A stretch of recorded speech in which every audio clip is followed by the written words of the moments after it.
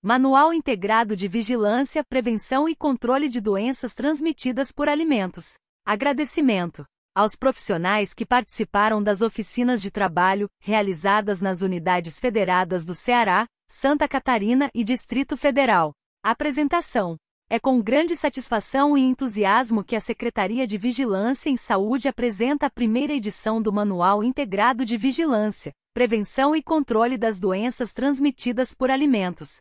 Esta edição representa o fruto de um trabalho de muitos profissionais que se integraram em 1998 para estruturar e implantar o sistema de vigilância epidemiológica das doenças transmitidas por alimentos no Brasil. A principal característica dessa vigilância é a necessidade do trabalho em conjunto da vigilância epidemiológica, vigilância sanitária, vigilância ambiental, assistência em saúde, defesa e inspeção agropecuária, laboratório e outras áreas e instituições parceiras para controlar e prevenir os casos e surtos de doenças transmitidas por alimentos, DTA. A estruturação desse sistema de vigilância vem a atender a uma recomendação da 7ª Reunião Interamericana de Saúde Ambiental de Nível Ministerial, RINSA, e da 35ª Reunião do Conselho Diretor da Organização Pan-Americana da Saúde, OPAS, e contempla também a resolução da 53ª Assembleia Mundial da Saúde, realizada em 2000, que estabeleceu como prioridade a inocuidade de alimentos.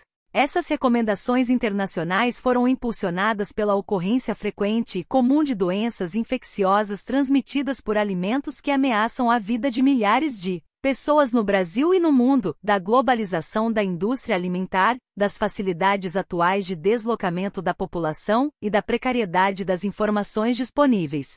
No Brasil, até então, pouco se conhecia da real magnitude do problema, pois os casos e surtos de DTA não eram notificados.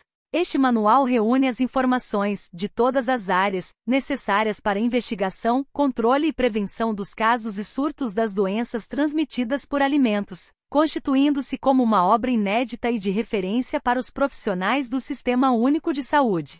Uma introdução. A ocorrência de doenças transmitidas por alimentos, DTA, vem aumentando de modo significativo em nível mundial.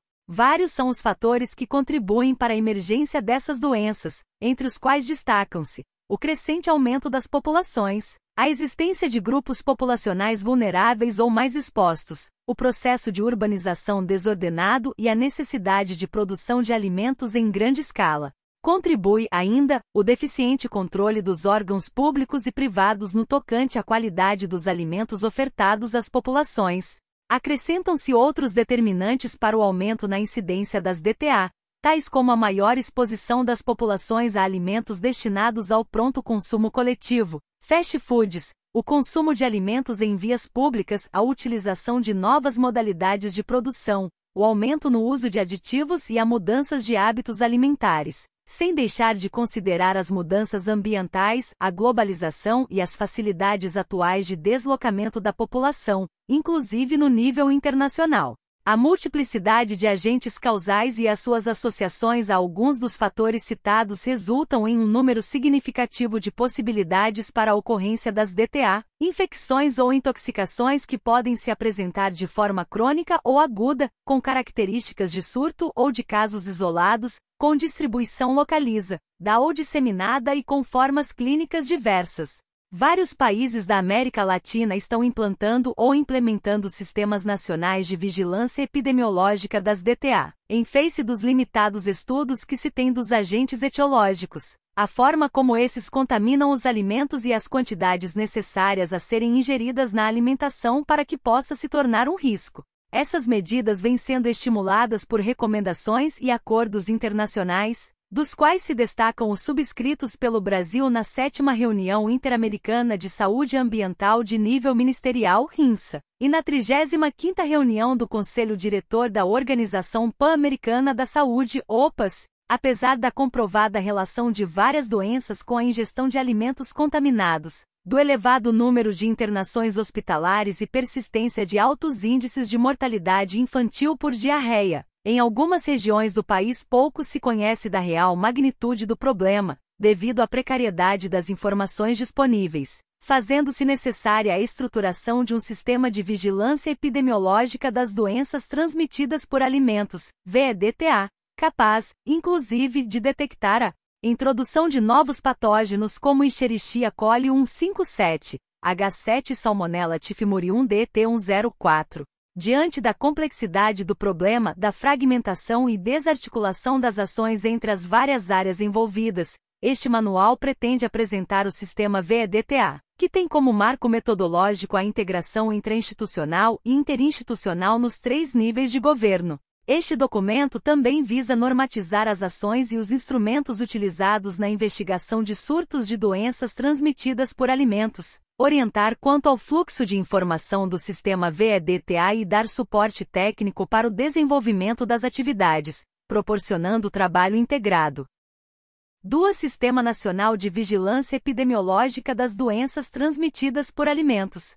O Sistema Nacional de Vigilância Epidemiológica das Doenças Transmitidas por Alimentos, VEDTA, será instituído e constituído de acordo com as áreas de competência e níveis governamentais pelos órgãos que desenvolvem atividades de vigilância epidemiológica, vigilância sanitária, vigilância ambiental, defesa e inspeção sanitária animal, defesa e inspeção sanitária vegetal, laboratório de saúde pública, Laboratório de Defesa Sanitária Animal, Laboratório de Defesa Sanitária Vegetal, Educação em Saúde, Assistência à Saúde, Saneamento. 3. Objetivos. 3.1 Objetivo geral. Reduzir a incidência das DTA no Brasil a partir do conhecimento do problema e de sua magnitude, subsidiar as medidas de prevenção e controle, contribuindo para a melhoria da qualidade de vida da população. 3.2 Objetivos específicos. Conhecer o comportamento das DTA na população. Detectar e intervir, prevenir e controlar surtos de DTA. Identificar os locais, alimentos e os agentes etiológicos mais envolvidos em surtos de DTA. Detectar mudanças no comportamento das DTA. Identificar tecnologias ou práticas de produção e prestação de serviços de maior risco de DTA. Identificar e disponibilizar subsídios às atividades e condutas relacionadas à assistência médica das DTA. Identificar e disponibilizar subsídios científicos, visando a definição de medidas de prevenção e controle de DTA. Desenvolver atividades de educação continuada para profissionais de saúde, produtores de alimentos, prestadores de serviços de alimentação e consumidores. 4. Gerência Competências. Nível federal. Caberá à Secretaria de Vigilância em Saúde, SVS, do Ministério da Saúde, a Gerência Nacional do Sistema VEDTA. Nível estadual e Distrito Federal. Caberá às Secretarias de Estado da Saúde e do Distrito Federal a gerência do Sistema VEDTA no âmbito de suas competências. Nível municipal. Caberá às Secretarias Municipais de Saúde ou aos órgãos municipais que respondam por essas obrigações, a gerência do Sistema VEDTA no âmbito de suas competências. 5. Gerência, atribuições. 5.1 Nível federal. A coordenar, assessorar, supervisionar e avaliar, em nível nacional, a execução do conjunto de ações intersetoriais integrantes do Sistema VEDTA no território nacional. B. Estabelecer normas sobre a organização, procedimentos e funcionamento do Sistema VEDTA, principalmente no que concerne às atividades de investigação epidemiológica, bem como ao sistema de informação. C. Receber, consolidar, analisar, atualizar, divulgar e publicar sistematicamente as informações decorrentes das ações da investigação epidemiológica dos surtos de DTA por unidade federada. D. Dispor de sistema de informação que permita a rápida intervenção nos diversos níveis, quando da ocorrência de surto que envolva alimento de circulação local, intermunicipal, interestadual e internacional, bem como disponibilize as demais áreas técnicas participantes do sistema VEDTA, informações referentes aos relatórios conclusivos dos surtos, e acompanhar ou coordenar os processos de capacitação e atualização de recursos humanos em VEDTA. F. Proceder à distribuição nacional do Manual Integrado de Vigilância Epidemiológica das Doenças Transmitidas por Alimentos, revisado periodicamente. G. Coordenar o Grupo Consultivo Nacional do Sistema VEDTA a ser integrado por membros indicados pelas seguintes instituições: Ministério da Saúde, Secretaria de Vigilância em Saúde, Departamento de Vigilância Epidemiológica, Secretaria de Atenção à Saúde, Departamento de Assistência e Serviços de Saúde, Agência Nacional de Vigilância Sanitária, Diretoria de Alimentos e Toxicologia, Gerência Geral de Alimentos, Gerência Geral de Toxicologia, Fundação Nacional de Saúde, Departamento de Saneamento, Ministério da Agricultura, Pecuária e Abastecimento, Secretaria de Defesa Agropecuária, Departamento de Defesa Animal, Departamento de Inspeção de Produtos de Origem Animal, Departamento de Defesa e Inspeção Vegetal. H. Coordenar reuniões técnicas sistemáticas com o Grupo Consultivo Nacional visando ao acompanhamento e aos ajustes necessários ao sistema VEDTA. E manter atualizada a relação de serviços que compõem o sistema VEDTA em operação em cada unidade federada. J. Criar mecanismos de disponibilização de documentação técnica atualizada aos integrantes do sistema VEDTA. K. Divulgar sistematicamente o desenvolvimento e os principais resultados das avaliações periódicas do sistema VEDTA para a sociedade brasileira. L. Integrar o Sistema Nacional de Informação de Vigilância Epidemiológica das DTA ao Sistema de Vigilância Epidemiológica das Doenças Transmitidas por Alimentos nas Américas, coordenado pela Organização Pan-Americana da Saúde, OPAS, OMS. M. Consolidar, analisar e enviar à OPAS as informações sobre surtos de DTA ou notificação negativa, seguindo o fluxo oficial. Na ocorrência de surtos de grande magnitude, transcendência ou gravidade, realizar notificação imediata. 5.1.1 Atribuições do Grupo Consultivo Nacional do Sistema VEDTA. A coordenar e acompanhar a implantação e execução do sistema VEDTA. B. Promover a integração de ações entre as áreas técnicas das instituições participantes do sistema e outros órgãos do governo federal, assim como a integração entre a União, os estados e os municípios, necessárias à consecução dos objetivos do sistema VEDTA.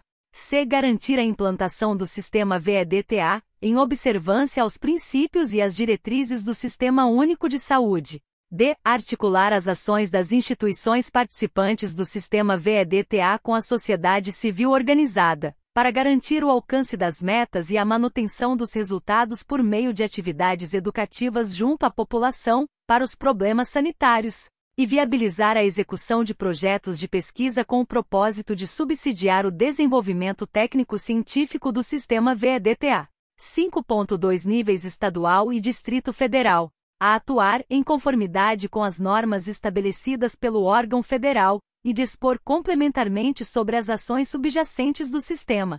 B. Coordenar, assessorar, supervisionar, avaliar e apoiar a execução do conjunto de ações intersetoriais integrantes do sistema VEDTA na área de sua competência. C. Enviar as informações sobre surtos de DTA ou notificação negativa mensalmente, seguindo o fluxo oficial existente para todos os agravos. Na ocorrência de surtos de grande magnitude, transcendência ou gravidade, realizar notificação imediata para o nível hierárquico superior. D. Alocar recursos necessários à manutenção e desenvolvimento do sistema VEDTA sob sua responsabilidade. E dispor de sistema de informação que permita rápida intervenção quando da ocorrência de surto que envolva alimento de circulação estadual e no Distrito Federal. F. Consolidar, analisar e informar sistematicamente, seguindo o fluxo oficial, ao gestor nacional do sistema VEDTA, as informações decorrentes das atividades de investigação epidemiológica de surtos de DTA. G. Capacitar recursos humanos no âmbito de sua competência. H. Criar mecanismos de disponibilização de documentação técnica atualizada. E coordenar o Grupo Consultivo Estadual do Sistema VEDTA a ser integrado por membros indicados pelas seguintes instituições: Secretaria de Estado da Saúde, Área de Vigilância Epidemiológica, Área de Vigilância Sanitária, Área de Vigilância Ambiental, Área de Saneamento, Área de Educação em Saúde, Área de Assistência à Saúde, Área de Laboratório de Saúde Pública, Secretaria de Estado da Agricultura e ou órgãos executores, áreas de defesa sanitária animal e inspeção de produtos de origem animal, área de defesa e inspeção vegetal, áreas de laboratórios animal e vegetal, Delegacia Federal de Agricultura. 5.3 Nível municipal. A coordenar, assessorar, supervisionar, avaliar e apoiar a execução do conjunto de ações intersetoriais integrantes do sistema VEDTA na área de sua competência. B. Atuar em conformidade com as normas estabelecidas pelos órgãos federal e estadual do sistema VEDTA e dispor complementarmente sobre as ações subjacentes do sistema VEDTA. C. Receber notificações e buscar informações sobre surtos de DTA. D. Acionar a equipe multissetorial de investigação epidemiológica de surtos de DTA. E gerenciar, supervisionar e apoiar a execução das atividades de investigação epidemiológica de surtos de DTA. F. Enviar ao órgão estadual mensalmente as informações sobre surtos de DTA ou notificação negativa, seguindo o fluxo oficial existente para todos os agravos. Na ocorrência de surtos de grande magnitude, transcendência ou gravidade, realizar notificação imediata para o nível hierárquico superior. G. Consolidar, analisar e informar sistematicamente, segundo o fluxo oficial, ao gestor estadual, as informações decorrentes das atividades de investigação epidemiológica de surtos de DTA. H. Estabelecer as vinculações necessárias com os demais agentes notificantes informando-os dos resultados decorrentes de suas notificações. E capacitar recursos humanos no âmbito de sua competência.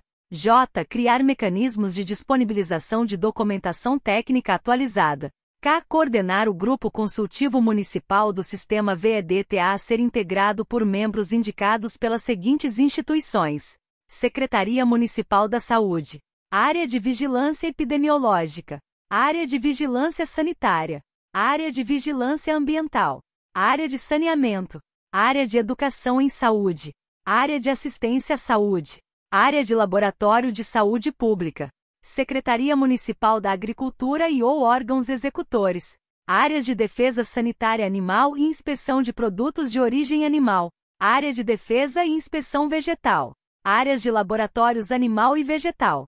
6 áreas participantes do sistema VEDTA. 6.1 Vigilância epidemiológica. A. Coordenar o sistema VEDTA no seu nível hierárquico. B. Acionar as áreas envolvidas na investigação epidemiológica a partir da notificação da suspeita de surto de DTA. C. Notificar os surtos de acordo com o fluxograma do Sistema Nacional de Vigilância Epidemiológica. D. Coordenar as ações de planejamento com as áreas integrantes da equipe de investigação epidemiológica, com vista ao estabelecimento de estratégias e definição das medidas de controle de surto de DTA. E promover ações necessárias ao controle e prevenção dos surtos no seu nível de competência. F. Gerenciar, supervisionar e executar as atividades de investigação epidemiológica de surtos de DTA. G. Participar da atividade de campo integrante da investigação epidemiológica nos locais envolvidos com o surto de DTA. H. Coletar, acondicionar e transportar, em conformidade com as normas técnicas, as amostras biológicas envolvidas com o surto. E realizar coleta, consolidação e análise dos dados referentes às DTA. J. Repassar ao nível hierárquico superior mensalmente as informações decorrentes das atividades de investigação epidemiológica de surto de DTA. K. Realizar retroalimentação do sistema VEDTA. L. Adotar mecanismos de difusão da informação. M. Sensibilizar os serviços e a comunidade para a notificação de surtos de DTA. N. Capacitar recursos humanos no âmbito de sua competência. O criar mecanismos de disponibilização de documentação técnica atualizada. P. Realizar ou apoiar o desenvolvimento de pesquisas técnico-científicas específicas. 6.2 Vigilância Sanitária. A. Notificar o surto de DTA à área de vigilância epidemiológica, quando do conhecimento e ou acesso à informação. B. Participar das ações de planejamento com a equipe de investigação epidemiológica, para o estabelecimento de estratégias e definição das medidas de controle de surto de DTA. C. Participar da atividade de campo, realizando a inspeção sanitária do S local, IS, envolvido, S, com o surto de DTA para a identificação de pontos críticos na cadeia alimentar do alimento suspeito e adoção de medidas de intervenção e controle. D. Acionar as áreas de vigilância ambiental, saneamento e vigilância zoo e fitossanitária, defesa e inspeção, quando necessário, de acordo com a natureza do surto e respeitando as áreas de competências. E coletar, acondicionar e transportar, em conformidade com as normas técnicas, as amostras do ambiente e dos alimentos suspeitos envolvidos no surto e encaminhar ao Laboratório de Saúde Pública. F. Aplicar, no âmbito de sua competência, as sanções legais cabíveis aos responsáveis pela ocorrência do surto. G. Informar as áreas integrantes da investigação epidemiológica, as ações desenvolvidas e as medidas sanitárias adotadas. H. Participar das discussões e conclusões da investigação epidemiológica para a elaboração do relatório final. I. Sensibilizar os setores envolvidos com a produção, distribuição e prestação de serviços de alimentos para a adoção de medidas preventivas e de controle das DTA. J. Capacitar recursos humanos no âmbito de sua competência. K. Realizar trabalho educativo continuado e sistemático junto aos manipuladores de alimentos para a adoção de boas práticas. L. Realizar ou apoiar o desenvolvimento de pesquisas técnico-científicas específicas. M. Criar mecanismos de disponibilização de documentação técnica atualizada. 6.3 Laboratório. A. Notificar o surto de DTA à área de vigilância epidemiológica, quando do conhecimento e ou acesso à informação. B. Participar das ações de planejamento da equipe de investigação epidemiológica para o estabelecimento de estratégias e definição das medidas de controle frente ao surto de DTA. C. Orientar, proceder à coleta, o acondicionamento e o transporte das amostras para o Laboratório de Saúde Pública. D. Participar da atividade de campo se possível e ou necessário. E analisar as amostras clínicas, bromatológicas e de ambientes. F. Manter disponíveis insumos para a coleta de amostras destinadas às análises microbiológicas, resíduos de pesticidas, metais pesados e outros. G. Elaborar laudos e orientar a interpretação dos resultados das análises efetuadas. H. Participar das discussões e conclusões da investigação epidemiológica para a elaboração do relatório final. E capacitar recursos humanos no âmbito de sua competência. J. Realizar ou apoiar o desenvolvimento de pesquisas científicas específicas. 6.4 Assistência à saúde. A. Notificar o surto de DTA à área de vigilância epidemiológica quando do conhecimento e ou acesso à informação. B. Participar das ações de planejamento da equipe de investigação epidemiológica para o estabelecimento de estratégias e definição das medidas de controle de surto de DTA. C. Formular hipótese diagnóstica do agente etiológico com base na história clínica. D. Solicitar exames complementares de acordo com hipótese diagnóstica e orientação técnica. E instituir tratamento de acordo com hipótese diagnóstica e orientação técnica. F. Orientar os pacientes quanto às medidas de prevenção e controle de DTA. G. Coletar e transportar, em conformidade com as normas técnicas, as amostras biológicas dos pacientes envolvidos com o surto. H. Desencadear medidas de prevenção e controle de comunicantes quando indicado. E participar das discussões e conclusões da investigação epidemiológica para a elaboração do relatório final. J. Capacitar e ou apoiar a capacitação de recursos humanos. K. Realizar ou apoiar o desenvolvimento de pesquisas técnico-científicas específicas. 6.5 Educação em saúde. A. Notificar o surto de DTA à área de vigilância epidemiológica quando do conhecimento e ou acesso à informação. B. Participar das ações de planejamento da equipe de investigação epidemiológica para o estabelecimento de estratégias e definição das medidas de controle frente ao surto de DTA. C. Adotar metodologias participativas que subsidiem a prática educativa da população. D. Contribuir na elaboração de material instrucional para treinamentos de recursos humanos. E articular com a área de comunicação para a utilização de recursos da mídia na difusão de informação. F. Orientar, acompanhar, monitorar e avaliar as ações educativas desenvolvidas com os manipuladores, comerciantes e consumidores de alimentos e nos estabelecimentos produtores. G. Orientar a produção de vídeos, cartilhas e vinhetas para rádio e outros meios de comunicação, de acordo com a clientela. H. Desenvolver práticas educativas objetivando a promoção da saúde, no tocante à qualidade e proteção dos alimentos. E participar das discussões e conclusões da investigação epidemiológica para a elaboração do relatório final. J. Contribuir na estruturação de banco de dados de bibliografia e materiais relativos às práticas educativas na prevenção de DTA. K. Promover, em parceria com instituições de ensino e pesquisa, estudos técnicos científicos das DTA, no tocante a hábitos culturais da população. L. Apoiar a capacitação de recursos humanos.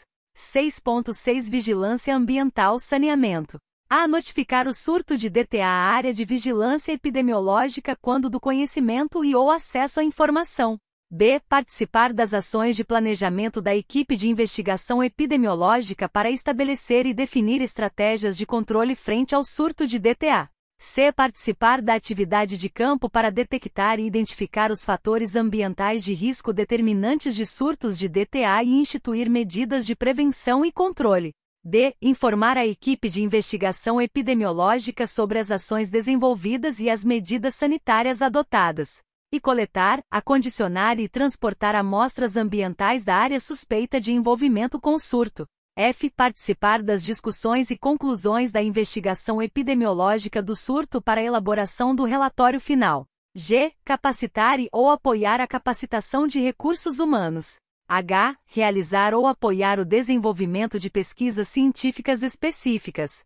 6.7 Defesa, inspeção e vigilância zoo e fitossanitária. A. Notificar o surto de DTA à área de vigilância epidemiológica quando do conhecimento e ou acesso à informação. B. Participar das ações de planejamento da equipe de investigação epidemiológica para o estabelecimento de estratégia e definição de medidas de controle quando se tratar de surto de DTA, cuja natureza esteja relacionada à competência da área de inspeção, defesa e vigilância zoo e fitossanitária. C. Participar da atividade de campo quando a natureza do surto for de competência da área de inspeção, defesa e vigilância zoo e fitossanitária. Realizar a inspeção sanitária do S local, IS, envolvido, S, com o surto de DTA e identificar os pontos críticos na cadeia alimentar do alimento suspeito para a adoção de medidas de intervenção e controle. D. Coletar, acondicionar e transportar, em conformidade com normas técnicas, amostras de alimentos e do ambiente suspeito de envolvimento com o surto. E aplicar, no âmbito de sua competência, as sanções legais cabíveis aos responsáveis pela ocorrência do surto. F. Informar a equipe de investigação epidemiológica sobre as ações desenvolvidas e as medidas sanitárias adotadas. G. Participar das conclusões da investigação epidemiológica do surto, quando for o caso, para a elaboração do relatório final. H. Capacitar ou apoiar a capacitação de recursos humanos. E realizar ou apoiar o desenvolvimento de pesquisas técnico-científicas específicas. 7. Operacionalização do sistema VEDTA. A autoridade sanitária, respeitando os níveis hierárquicos do Sistema Único de Saúde no tocante à ocorrência de surtos de DTA, deverá exigir e executar investigações, inquéritos e levantamentos epidemiológicos junto a indivíduos e a grupos populacionais específicos, sempre que julgar oportuno, visando a proteção da saúde pública. As pessoas física e jurídica, pública ou privada, envolvida no surto de DTA ficam sujeitas às medidas de intervenção, prevenção e controle, determinadas pela autoridade sanitária. 7.1 Notificação. A ocorrência de surtos é de notificação compulsória e normatizada por portarias específicas, sendo dever de todo cidadão comunicar à autoridade sanitária a ocorrência de surto de DTA. A notificação é obrigatória para médicos e outros profissionais de saúde no exercício da profissão, bem como aos responsáveis por organizações e estabelecimentos públicos e particulares de saúde.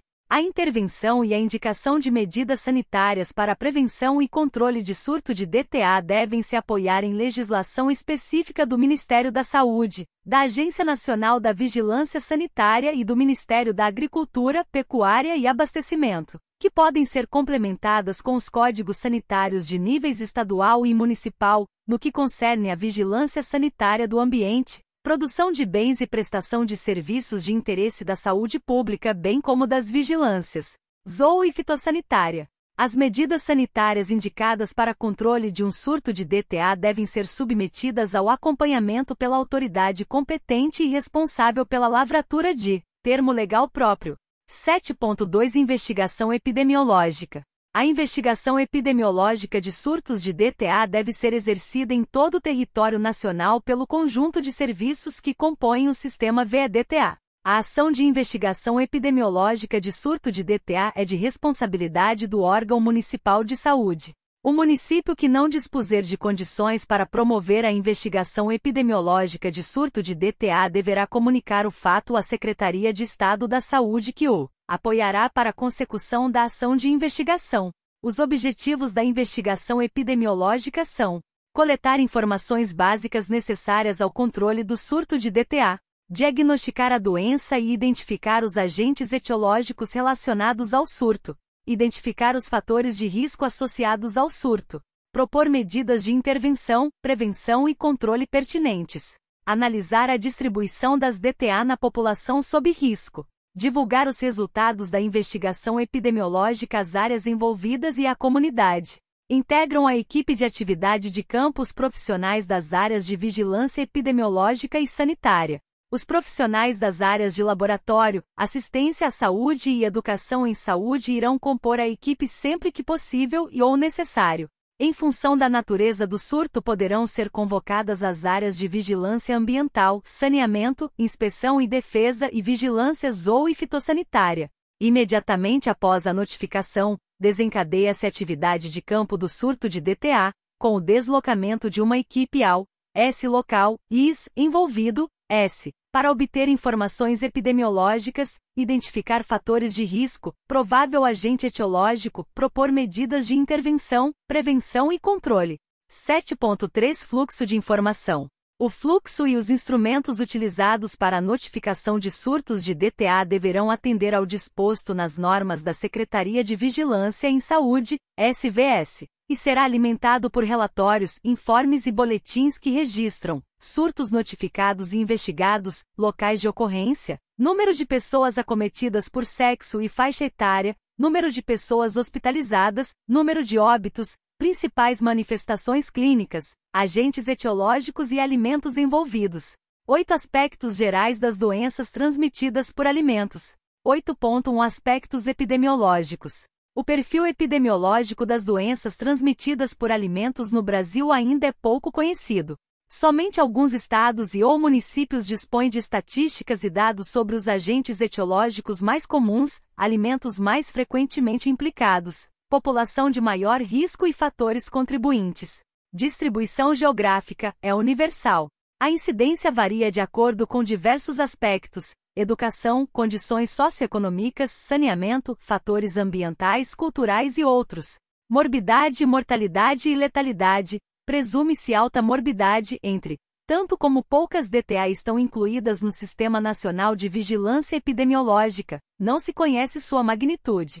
Pela informação disponível, a mortalidade e a letalidade são baixas, dependendo das condições do paciente, do agente etiológico envolvido e do acesso aos serviços de saúde. Ressalta-se sua importância no grupo etário de menores de 5 anos, em decorrência da elevada mortalidade por diarreia nesse grupo, como também nos imunodeprimidos e idosos. Modo de transmissão, pela ingestão de alimentos ou água contaminados. Modo de contaminação, a contaminação pode ocorrer em toda a cadeia alimentar, desde a produção primária até o consumo, plantio, manuseio, transporte, cozimento, acondicionamento, etc. Destacam-se como os maiores responsáveis por surtos os alimentos de origem animal e os preparados para consumo coletivo. Período de incubação. Varia conforme o agente etiológico, podendo ser de frações de hora a meses. Suscetibilidade e resistência. A suscetibilidade é geral. Certos grupos como crianças, idosos, imunodeprimidos, indivíduos com AIDS, neoplasias, transplanta-dos, pessoas com acloridria gástrica, têm suscetibilidade aumentada. De modo geral, as DTA não conferem imunidade duradoura. Agentes etiológicos mais comuns, dados disponíveis de surtos apontam como agentes mais frequentes os de origem bacteriana e, dentre eles, Salmonella spp, Escherichia coli, Staphylococcus aureus, Shigella spp, Bacillus cereus e Clostridium perfringens. 8.2 Aspectos clínicos e etiológicos. Doença transmitida por alimento é um termo genérico, aplicado a uma síndrome geralmente constituída de anorexia, náuseas, vômitos ou diarreia, acompanhada ou não de febre, atribuída à ingestão de alimentos ou água contaminados. Sintomas digestivos, no entanto, não são as únicas manifestações dessas doenças. Podem ocorrer ainda afecções extraintestinais, em diferentes órgãos e sistemas como meninges, rins, fígado, sistema nervoso central, terminações nervosas periféricas e outros, de acordo com o agente envolvido. As DTA podem ser causadas por toxinas, produzidas pelas bactérias Staphylococcus aureus, Clostridium spp, Bacillus cereus, Escherichia coli, Vibrio spp, etc. Bactérias, Salmonella spp, Shigella spp, Escherichia coli, etc. Vírus, rotavírus, noravírus, etc. Parasitas, Entamoeba histolytica, Giardia lamblia, Cryptosporidium parvum, etc. Substâncias tóxicas, metais pesados, agrotóxicos, etc. A sobrevivência e a multiplicação de um agente etiológico nos alimentos dependem de seus mecanismos de defesa e das condições do meio, expressas principalmente pelos níveis de oxigenação, pH e temperatura, variável de acordo com cada alimento. Em alimentos pouco ácidos com pH maior que 4,5, excelência, leite, carnes, pescados e alguns vegetais. Observa-se o predomínio de bactérias esporuladas, excelência, Clostridium spp, Bacillus cereus, bactérias patogênicas aeróbias, excelência, Salmonella spp, e anaeróbias, excelência, Clostridium spp. Nos alimentos ácidos como frutas e hortaliças, com pH entre 4,0 e 4,5, predominam bactérias esporuladas, bolores e leveduras. Em alimentos muito ácidos com pH menor que 4, como produtos derivados do leite, frutas, sucos de frutas e refrigerantes, predominam bactérias lácticas, bactérias acéticas, bolores e leveduras. Algumas bactérias, como Clostridium perfringens, desenvolvem formas esporuladas que são resistentes a altas temperaturas, mas inativadas pelo frio. Com relação às toxinas, sabe-se que algumas são termoláveis, inativadas pelo calor, como a toxina do botulismo, e outras são termoestáveis, não são inativadas pelo calor, como as toxinas produzidas pelo Staphylococcus aureus e o Bacillus cereus. Parasitas intestinais como eumintos de transmissão fecal-oral, excelência, Ascaris lumbricoides, Trichuris trichiura e Enterobius vermicularis, podem também estar envolvidos em surtos de DTA. Em regiões onde ocorrem cepas patogênicas de Entamoeba histolytica, surtos de desenteria amebiana podem também estar relacionados com alimentos contaminados. O espectro das DTA tem aumentado nos últimos anos. Novos agentes responsáveis por manifestações severas têm sido identificados como Escherichia coli 157, H7, Streptococcus ou epidermidise e ácido domoico, o neurotransmissor não fisiológico relacionado com um surto de intoxicação amnésica, descrito no Canadá em 1987, presente em mariscos que se alimentaram de uma diatomácea, Anitia pungens. Outros agentes já conhecidos voltaram a causar epidemias mundiais, permanecendo endemicamente em algumas regiões, como Vibrio cholerae 1 toxigênico. Há também registros de síndromes pós-infecção reconhecidas como importantes sequelas de DTA, como a síndrome hemolítico urêmica após infecção por Escherichia coli 157, H7, síndrome de Reiter após salmonelose, Guillain-Barré após campilobacteriose, nefrite após infecção por Streptococcus ou epidermidis, abortamento ou meningite em pacientes com listeriose e malformações congênitas por toxoplasmose. Patologias recentemente associadas a prions, partículas proteicas com poder infectante, podem também ser transmitidas por alimentos derivados de animais contaminados. Atualmente considera-se possível o risco de infecção pelo consumo de carne bovina que apresente a encefalopatia espongiforme bovina, ou síndrome da vaca louca, que no homem se apresenta como uma variante da síndrome de Creutzfeldt-Jacobs, caracterizada como uma encefalopatia degenerativa espongiforme, progressiva e fatal. Coru é outra doença associada a prions, de transmissão provadamente oral. O desenvolvimento tecnológico e científico observado nas últimas décadas contribuiu com o aumento de indivíduos imunodeprimidos na população, principalmente devido à elevação da expectativa de vida, aumentando o número de idosos. Melhores condições de diagnóstico, tratamento precoce de neoplasias e de doenças autoimunes, resultando em maior sobrevida. Maior frequência de transplante de órgãos e uso de imunossupressores. Soma-se a isto os indivíduos com HIV/AIDS, cuja epidemia é um dos maiores problemas de saúde pública em todo o mundo. Entre as DTA em indivíduos imunodeprimidos, especialmente os indivíduos com HIV/AIDS, tem grande importância a ocorrência de diarreias agudas e crônicas que, com certa frequência, representam um desafio clínico de difícil solução. A associação de alguns patógenos com a presença de animais de estimação torna importante a orientação para indivíduos imunodeprimidos, que convivem com esses animais, quanto à necessidade de higiene e cautela no manuseio e trato diário dos mesmos. ressalta-se a importância do acompanhamento médico-veterinário do animal.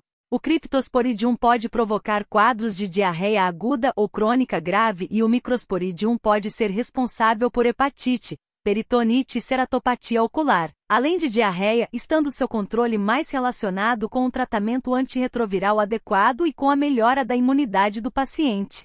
A salmonelose é considerada doença definidora de AIDS e pode causar patologia severa, podendo ser recorrente, a despeito do tratamento.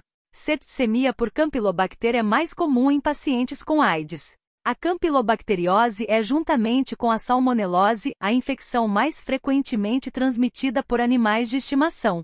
A identificação de casos suspeitos de DTA que possam caracterizar um surto obriga o profissional que os atende, mesmo em serviços de emergência, a acionar de imediato o sistema de vigilância epidemiológica para que se possam adotar as medidas de controle precocemente, evitando danos maiores à comunidade. O conhecimento de alguns desses aspectos auxilia na elaboração de hipóteses de prováveis agentes etiológicos e na condução da investigação. Existem vários mecanismos patogênicos envolvidos com a determinação das DTA. De forma simplificada, pode-se agrupar as DTA nas seguintes categorias.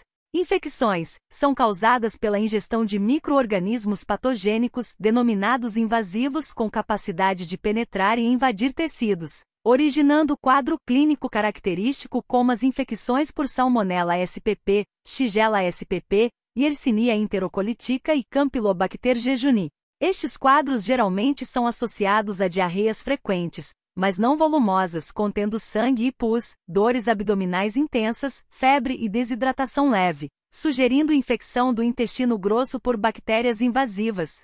Agentes virais, protozoários e omintos também estão envolvidos com DTA, cujo mecanismo de ação é a invasão tecidual, embora o quadro clínico geralmente não tenha as mesmas características discutidas anteriormente. Toxinfecções são causadas por micro-organismos toxigênicos, cujo quadro clínico é provocado por toxinas liberadas quando estes se multiplicam, esporulam ou sofrem lise na luz intestinal. Essas toxinas atuam nos mecanismos de secreção, absorção da mucosa do intestino. As infecções por Escherichia coli enterotoxigênica, Vibrio cholerae, Vibrio parahaimolicus, Clostridium perfringens e Bacillus cereus, cepa diarreica, são exemplos clássicos. Normalmente a diarreia nestes casos é intensa, sem sangue ou leucócitos, febre discreta ou ausente, sendo comum a desidratação e intoxicações. São provocadas pela ingestão de toxinas formadas em decorrência da intensa proliferação do micro-organismo patogênico no alimento.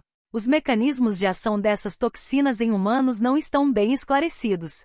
Observações em animais sugerem alterações na permeabilidade vascular e inibição da absorção de água e sódio, levando às diarreias. Os vômitos possivelmente estão associados a uma ação das toxinas sobre o sistema nervoso central. Exemplos clássicos deste processo são as intoxicações causadas por Staphylococcus aureus, Bacillus cereus, cepa emética e Clostridium botulinum. Intoxicações não bacterianas, quando outros agentes não bacterianos estão envolvidos com DTA, como nas intoxicações por metais pesados, agrotóxicos, fungos silvestres, plantas e animais tóxicos, excelência, moluscos, peixes. Os mecanismos fisiopatológicos são variáveis, envolvendo ação química direta do próprio agente sobre tecidos ou órgãos específicos ou a ação de aminas biogênicas presentes no alimento tóxico. A ação mecânica da Giardia lamblia deve-se à aderência do parasita à mucosa intestinal, impedindo a absorção das gorduras, levando a diarreias persistentes. A irritação superficial da mucosa também agrava condições patológicas coexistentes. O quadro 2 apresenta alguns dos agentes mais frequentemente associados com DTA e seu respectivo mecanismo fisiopatológico. 9. Diagnóstico. 9.1 Diagnóstico clínico epidemiológico. A integração entre os componentes da equipe envolvida na investigação do surto contribui de forma importante para a elucidação diagnóstica a partir da troca de informações. Durante a investigação clínico-epidemiológica de um paciente com DTA é importante valorizar dados sobre hábitos alimentares, consumo de alimentos suspeitos ou refeições incrimináveis, tempo de doença clínica, existência de outros familiares ou comensais com a mesma sintomatologia. A fim de facilitar o diagnóstico etiológico provável nas DTA, É comum estudar agrupando-as a partir da observação de sinais e sintomas, síndromes clínicas, que surgem mais precocemente ou são predominantes, e pelo período de incubação, como mostra o quadro 3, para consulta rápida a seguir. Este quadro é complementado com o quadro 8, que relaciona o agente etiológico com alimentos, período de incubação e quadro clínico. 9.2 Diagnóstico laboratorial. O diagnóstico de agentes de DTA e a elucidação de surtos dependem tanto das atividades analíticas relacionadas à bromatologia como à biologia médica, contribuindo com a avaliação epidemiológica cuja preocupação se fundamenta em caracterizar os perigos presentes nos alimentos e respectivos riscos, além do diagnóstico dos agravos à saúde da população. As determinações analíticas do exame laboratorial deverão ser conduzidas de acordo com o motivo ou finalidade da coleta da amostra.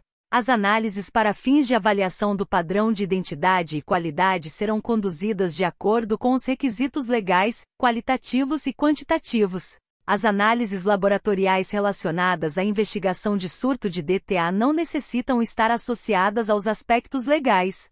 Os agentes envolvidos no surto podem não ter seus limites aceitáveis indicados nos padrões legais Excelência, Yersinia enterocolitica, Vibrio cholerae, Campylobacter spp, Aeromonas spp, Plesiomonas spp, Shigella spp, vírus entéricos, parasitos, toxinas biológicas. Mesmo que alguns agentes estejam dentro dos valores indicados nos padrões legais, a caracterização e o diagnóstico laboratorial de um surto estará também na dependência de outros fatores, como critérios clínicos e epidemiológicos. Observar quadro 3. Na interpretação dos resultados laboratoriais obtidos devem ser considerados os procedimentos de coleta da amostra, o acondicionamento e o transporte. Alguns agentes são inativados pela exposição ao frio ou congelamento, como é o caso do Vibrio parahymollicus e de células vegetativas de Clostridium perfringens, enquanto outros são inativados quando mantidos em temperaturas superiores a 30 graus Celsius, como acontece com a toxina botulínica, que é inativada a 80 graus Celsius durante 15 minutos. Mesmo quando respeitados os procedimentos adequados de coleta de amostras, pode-se obter resultados negativos pela distribuição não uniforme do agente na amostra analisada. Observar os quadros 9, 10 e 11 sobre a coleta e conservação de amostras. No caso de não confirmação laboratorial, outros dados observados em um surto, como sintomas, devem ser avaliados pelo grupo de investigação com as considerações possíveis da causa do não isolamento a partir das amostras biológicas, como o uso de antibioticoterapia e inativação do agente por conservação ou transporte inadequado da amostra ou não utilização de metodologia específica para seu isolamento. 10. Tratamento. As medidas de suporte são as bases da terapêutica para a maioria dos casos de DTA. Em geral, trata-se de doença autolimitada com algumas exceções como nos casos em que podem ser fatais em indivíduos previamente saudáveis. Botulismo. Intoxicação por espécies tóxicas de cogumelos com longo período de incubação. Intoxicação do tipo paralítica por mariscos. São geralmente fatais em recém-nascidos e em imunodeprimido, excelência, listeriose. São comumente fatais em pessoas com doença hepática subjacente, excelência, infecção por Vibrio vulnificus. Podem ocasionalmente causar óbitos em crianças, idosos e pessoas debilitadas, doenças provocadas por Staphylococcus aureus, Clostridium perfringens, Salmonella spp, Escherichia coli enterotoxigênica, Shigella spp. 10.1 Atendimento à criança. O atendimento de criança com DTA, cujas manifestações clínicas principais são diarreia e vômitos, requer atenção para algumas particularidades durante o exame clínico. É importante avaliar estado de hidratação, sem desidratação, desidratado, com desidratação grave, existência de sinais de perigo, dificuldade ou incapacidade de beber ou mamar no peito, vômitos frequentes, convulsões, letargia ou inconsciência, presença de sangue nas fezes, ou relato da mãe acompanhante. A presença de sangue nas fezes pode ser indicativo de agentes invasivos, Shigella, Campylobacter jejuni, Salmonella spp e Escherichia coli enteroinvasiva, e especialmente em crianças podem ter curso grave. A microscopia das fezes verificam-se numerosos piócitos e leucócitos. A decisão sobre o uso de antimicrobianos deve ser imediata considerando-se os agentes mais prováveis, pois os resultados de cultura, quando solicitadas, demoram no mínimo 2 dias. O tratamento pode ser iniciado com sulfametoxazol, trimetoprima, SMZ-TMP, e a criança deve ser reavaliada após 48 horas. Se não houver melhora, substitui-se por ácido nalidíxico. Persistindo o quadro desentérico e na ausência de exames laboratoriais, considerar a indicação de tratamento de amebíase. Os quadros 5 e 6 a seguir podem auxiliar a orientação terapêutica a ser adotada. Quadro 6. Tratamento da diarreia aguda. Plano A. Tratar a diarreia em casa. Recomendar à mãe ou à acompanhante sobre as 3 regras do tratamento domiciliar. 1. Dar líquidos adicionais, tanto quanto a criança aceitar. Recomendar à mãe. Amamentar com maior frequência e por tempo mais longo a cada vez. Se a criança se alimenta exclusivamente de leite materno, pode-se dar SRO além do leite materno com colher ou copo. Se a criança não estiver em regime exclusivo de leite materno, dar um ou mais dos seguintes líquidos: solução SRO, líquidos caseiros, caldos, água de arroz, soro caseiro ou água potável. É especialmente importante dar SRO em caso quando, durante esta consulta, a criança recebeu o tratamento do plano B ou do plano C. A criança não puder retornar a um serviço de saúde se a diarreia piorar.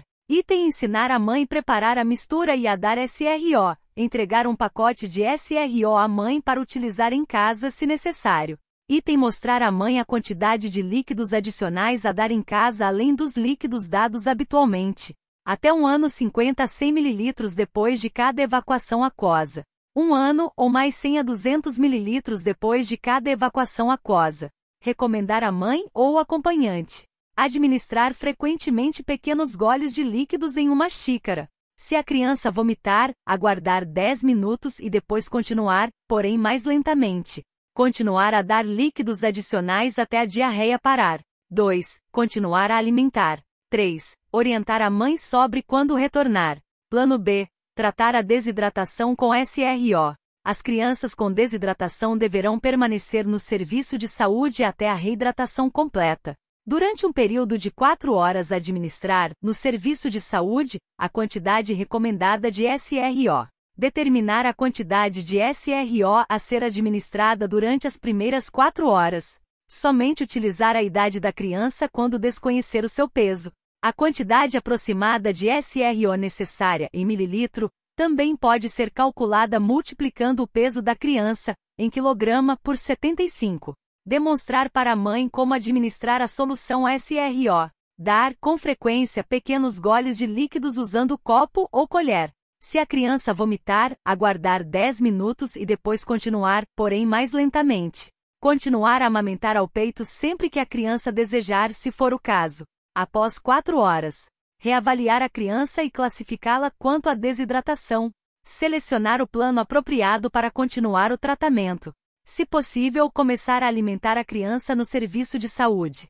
Se em situação excepcional, a mãe precisar ir para casa antes de terminar o tratamento. Orientar como preparar a solução SRO em casa.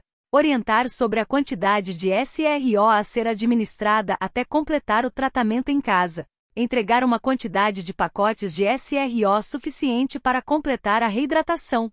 Entregar também um pacote adicional, tal como recomendado no plano A. Explicar as 3 regras do tratamento domiciliar. 1. Dar líquidos adicionais. Consultar o plano A quanto aos líquidos recomendados. 2. Continuar a alimentar. 3. Orientar a mãe sobre quando retornar. 10.2 Atendimento ao adulto. O tratamento de adultos com comprometimento do estado geral, febre que persiste por mais de 3 dias, sangue nas fezes, pode ser feito com sulfametoxazol, trimetoprima ou quinolona, norfloxacin ou ciprofloxacin.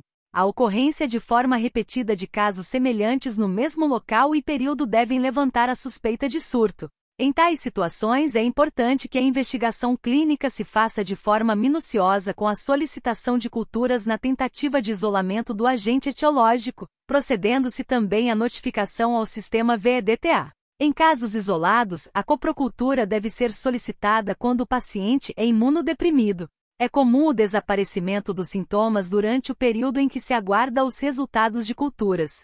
Nesses casos, mesmo que o patógeno seja isolado, a terapia é desnecessária, exceto para Shigella spp, cuja dose infectante é tão pequena que sua erradicação das fezes está indicada por razões epidemiológicas. Se os sintomas persistem e um patógeno é isolado, é razoável instituir a terapêutica específica mesmo quando não tenha sido demonstrado conclusivamente que isto altere a história natural da doença para a maioria dos patógenos. O tratamento adequado de cólera requer vigorosa reposição de líquidos apropriados. A tetraciclina encurta tanto a duração da doença clínica como a eliminação de Vibrio cholerae 1, sendo indicada nos casos graves. Antimicrobianos devem ser usados no tratamento de shigelose e febre tifoide, mas devem ser evitados nas infecções gastrointestinais não complicadas causadas por salmonela não tifoide. A eritromicina erradica o Campylobacter jejuni e pode encurtar a duração da doença, se utilizada precocemente. Em relação às doenças causadas por Vibrio parahaemolicus, Yersinia enterocolitica e Escherichia coli, enterotoxigênica e invasiva, o papel do antimicrobiano é incerto, mas provavelmente é mínimo. Não está indicado o uso de antimicrobianos no manuseio de doença diarreica causada por Staphylococcus spp, Clostridium perfringens ou por Bacillus cereus. Para alguns patógenos que são relativamente frequentes em pacientes com HIV/AIDS, como Cryptosporidium spp e Microsporidium spp, não há terapêutica específica. Agentes antiperistálticos são de pouca ou nenhuma utilidade em controlar diarreia, sendo contraindicados. Os antieméticos e antipiréticos devem ser evitados por favorecerem a depressão do sistema nervoso central, dificultando a ingestão do soro oral devido à prostração e sonolência que provocam, principalmente em crianças. Quadro 7. Quadro 7. Medicamentos contraindicados na diarreia aguda. Antieméticos. Metoclopramida, clorpromazina, etc. Podem provocar manifestações extrapiramidais, depressão do sistema nervoso central e distensão abdominal. Podem dificultar ou impedir a ingestão do soro oral. Antiespasmódicos. Elixir paregórico, atropínicos, loperamida, difenoxilato, etc. Inibem o peristaltismo intestinal, facilitando a proliferação de germes e, por conseguinte, o prolongamento do quadro diarreico. Podem levar à falsa impressão de melhora. Adstringentes. Caulimpectina, carvão ativado, etc. Tem apenas efeitos cosméticos sobre as fezes, aumentando a consistência do bolo fecal, além de expoliar sódio e potássio. Antipiréticos. Dipirona, etc. Podem produzir sedação, prejudicando a tomada do soro oral. Lactobacilos, etc. Não há evidência de sua eficácia, apenas onera o tratamento. Pacientes com intoxicação do tipo paralítica, causada por moluscos, e alguns pacientes com intoxicação por ciguatera podem precisar de assistência ventilatória. Para esses casos, não há terapia específica com antitoxinas e a assistência limita-se ao tratamento de suporte. Se não houver ilho paralítico, pode-se usar enemas ou catárticos na tentativa de eliminar toxinas não absorvidas pelo trato gastrointestinal. Antihistamínicos podem ser utilizados para aliviar os sintomas provocados pela histamina nas intoxicações por peixes. Nos casos severos com broncoespasmo, pode ser necessário o uso de epinefrina ou aminofilina. O tratamento de intoxicações de curta incubação por cogumelos é primariamente de suporte. Aqueles que ingerirem espécies contendo muscarina e manifestarem evidências de hiperatividade parasimpática devem ser tratados com atropina. Intoxicações graves por ingesta de espécies que contêm o ácido ibotênico e mucinol devem ser tratadas com fisoxigmine. O tratamento para doenças de longa incubação envolve medidas que visam remover as toxinas não absorvidas, catárticos e enemas, bem como um número de medidas específicas e de suporte. O uso de glicose por via parenteral pode ser necessário por ser comum a ocorrência de hipoglicemia. Nas intoxicações por giromitra spp está indicado o uso de peridoxina. Nas intoxicações agudas por metais pesados, o tratamento geralmente é de suporte. Pode-se indicar a lavagem gástrica com sonda nasogástrica calibrosa e soro fisiológico em quantidade, cerca de 5 litros no adulto, ou a indução de vômito com água morna ou ipeca por via oral nas seguintes doses. Crianças até 2 anos, 5 ml. Crianças de 2 a 7 anos, 10 ml. Maior que 7 anos, 15 ml. Em caso de resposta insatisfatória, pode-se repetir esta dose apenas uma vez, após 20 minutos, se os vômitos já não estiverem presentes espontaneamente. Os antieméticos são contraindicados uma vez que pode haver retenção de íons tóxicos no intestino, resultando em posterior absorção sistêmica. Em casos severos com manifestações sistêmicas graves de toxicidade por metais pesados, deve-se considerar o uso de antídotos, embora sejam raramente necessários nesses surtos. O carvão ativado pode ser usado em caso de intoxicação por metais pesados ou outras substâncias tóxicas e age por adsorção desses componentes quando ainda presentes na luz intestinal. Para crianças menores de 1 ano, administrar 2 colheres de chá do carvão diluídas em 50 ml de água. Crianças de 1 a 4 anos, 2 colheres de sobremesa em 50 a 100 ml de água. Para maiores de 4 anos usar 1 colher de sopa em 100 ml de água e para adultos, 2 colheres de sopa em 150 ml da água. O quadro 8 que se segue ao texto pode ser utilizado para facilitar a investigação do agente etiológico e orientar o esquema terapêutico a ser empregado em casos específicos. Nele estão indicados os alimentos veiculadores mais comuns. Entretanto, é necessário avaliar as condições que favorecem a disseminação do agente no ambiente e nos produtos primários, assim como o processo, acondicionamento, conservação e manuseio para que outros alimentos mesmo não indicados possam ser considerados como veiculadores. A seleção das amostras para análise deve se basear no fato de ter sido efetivamente consumida, de ser veículo comum ou possível e de ser indicada suspeita, pelos resultados dos levantamentos entre os afetados expostos. Os sintomas e períodos de incubação podem variar de acordo com o grupo de consumidores expostos, estado de saúde, faixa etária, estado nutricional, etc. O número ou quantidade do agente de DTA específico, a quantidade ingerida e virulência, patogenicidade do agente. Alguns agentes causam sintomas que podem ser enquadrados em mais de uma categoria, assim como o período de incubação. Para avaliação mais completa das doenças, recomenda-se consultar o Manual para o Control de las Enfermedades Transmissíveis Benenson, 1997, AFA. Compendium of Methods for the Microbiological Examination of Foods, Vanderza e Splistoeser, editores, terceira edição, 1994. IFDA Bacteriological Analytical Manual, editado por Association of Official Analytical Chemistries, AOAC. Possui vários quadros que não estarão nesse audiobook. 10.3 Esquemas terapêuticos. Os esquemas terapêuticos abaixo deverão ser conduzidos ou supervisionados por médicos. Esquema A, sintomático por meio de medidas de suporte com uso de antitérmicos e hidratação oral e ou parenteral para correção de distúrbios ácido-básicos e eletrolíticos, hipocalemia, acidose metabólica, etc. O uso de antieméticos deve ser evitado na maioria dos casos, seu uso, em situações especiais, deve ser criterioso.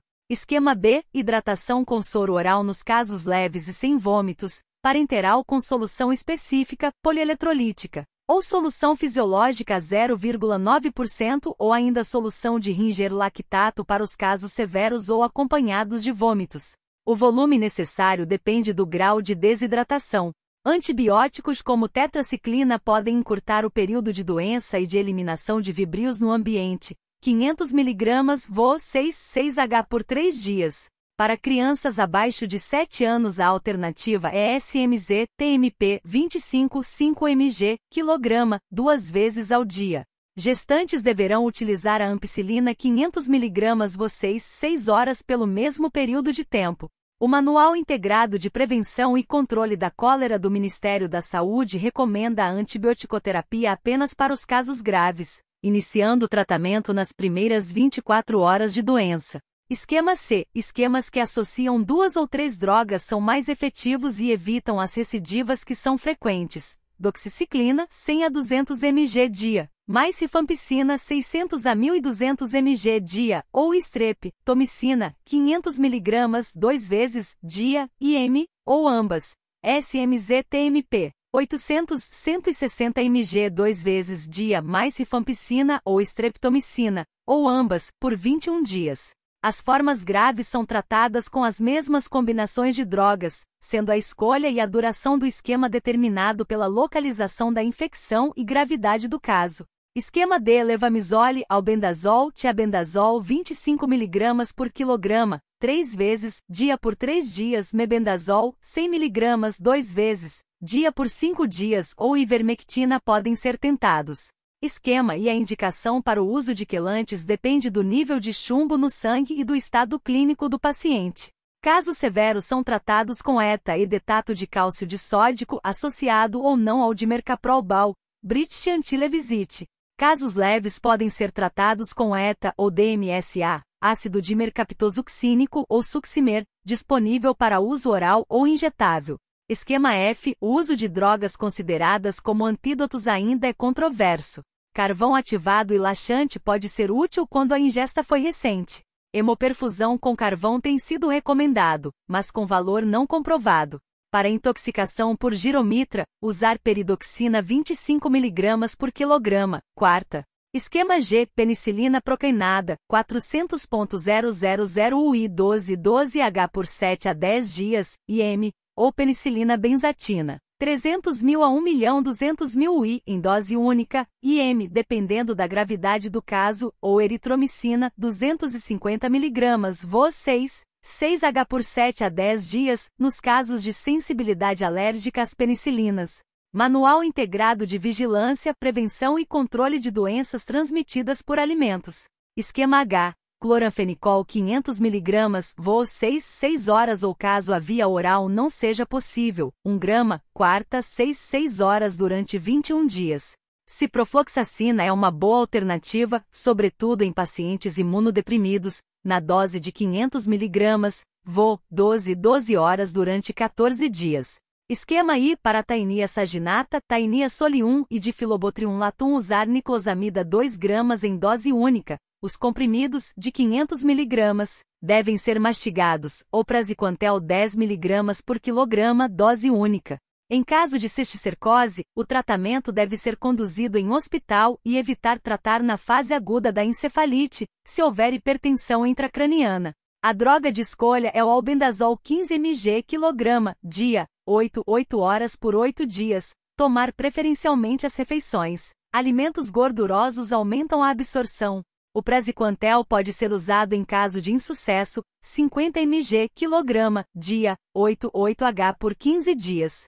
Esquema J: oxigênio suplementar ou assistência respiratória se necessário. Se o estômago estiver cheio, fazer lavagem gástrica e carvão ativado.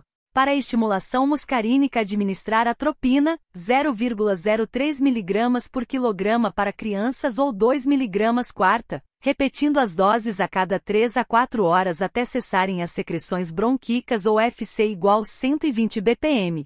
Pralidoxima contration é um antídoto específico que reverte a ligação com a colinesterase, iniciar logo que possível na dose de 1 a 2 gramas quarta, 5 a 10 ampolas com dose máxima de 200 mg por minuto e manutenção de 200 a 500 mg por hora. Doses pediátricas na fase de ataque com 20 a 40 mg por quilograma, 1 a 2 ml quilograma min em solução a 1%, e manutenção de 3 a 10 mg quilograma, H em soro fisiológico a 0,9%.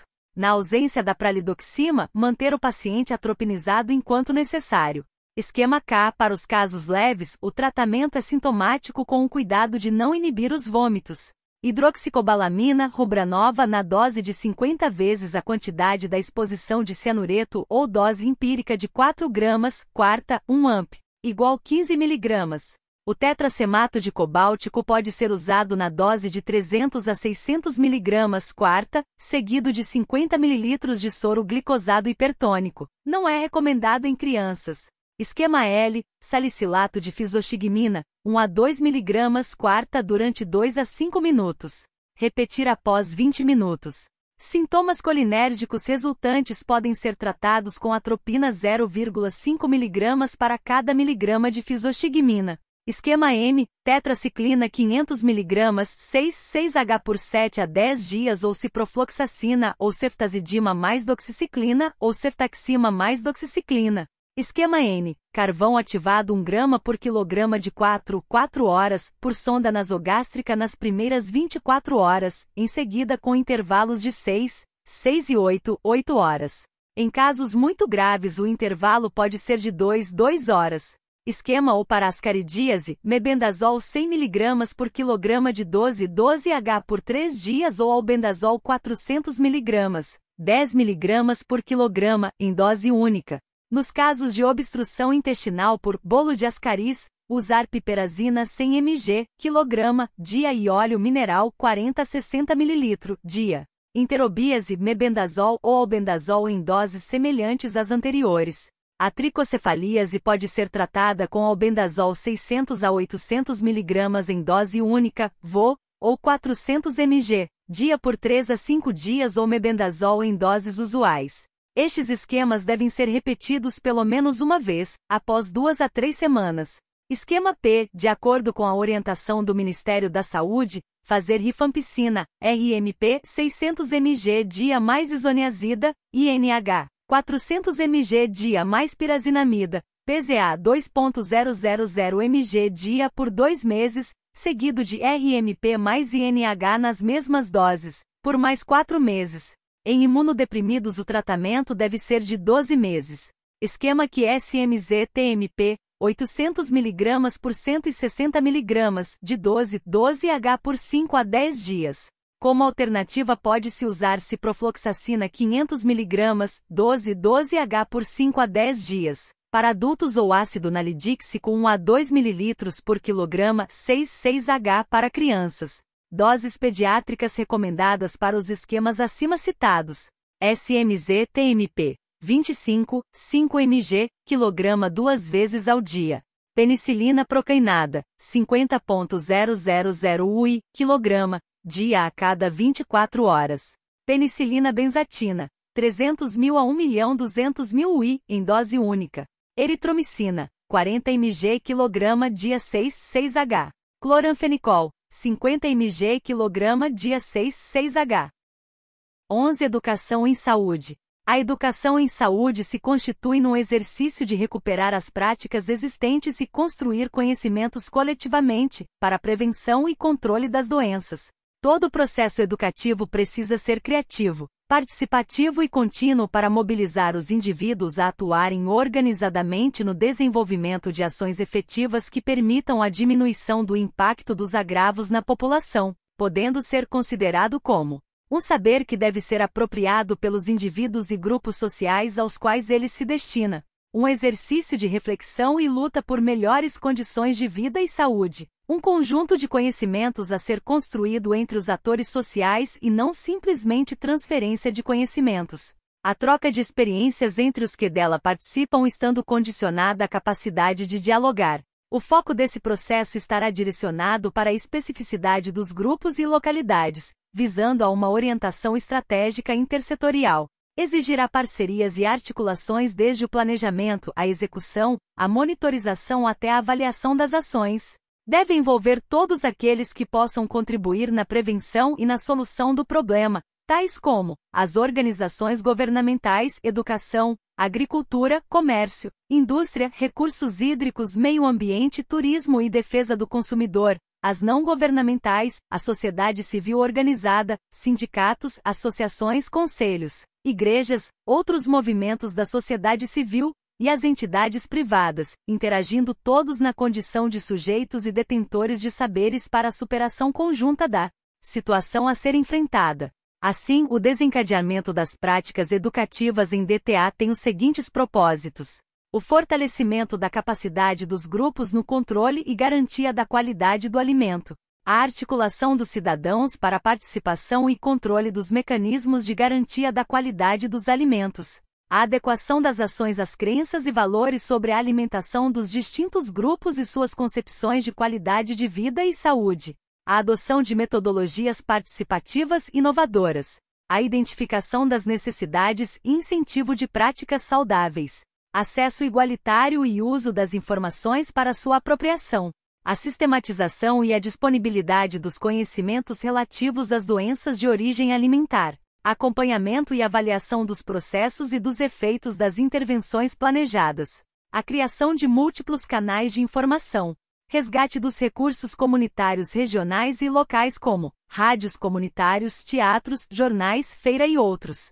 A valorização da cultura popular e suas manifestações. As atividades de educação em saúde em DTA devem abranger população em geral e grupos sociais, instrumentalizando-os para a compreensão e domínio sobre suas condições de saúde e de vida. Equipes de profissionais, envolvendo-as no processo educativo da comunidade.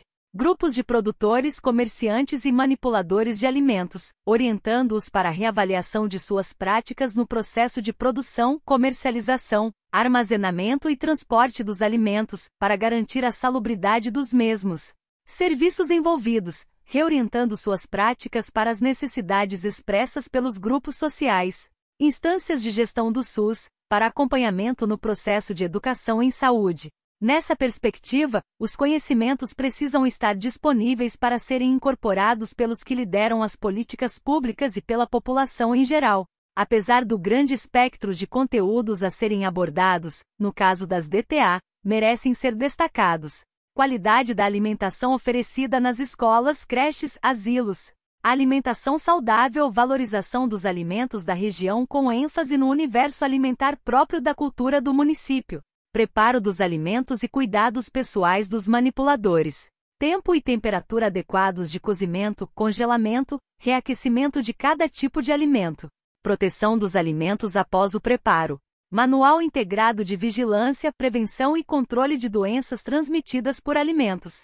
Tempo, temperatura e formas de conservação de cada tipo de alimento para freezer ou congelador de geladeira. Descongelamento de alimentos. Aspecto, odor, consistência, embalagem, prazo de validade na aquisição de alimentos. Riscos de cada tipo de alimento na transmissão de doenças. Cuidados com a água de consumo humano ao longo de toda a rede de distribuição, desde a proteção dos mananciais até o armazenamento e tratamento domiciliares. Disposição adequada dos dejetos e dos resíduos sólidos. Riscos de contaminação fecal das águas de irrigação.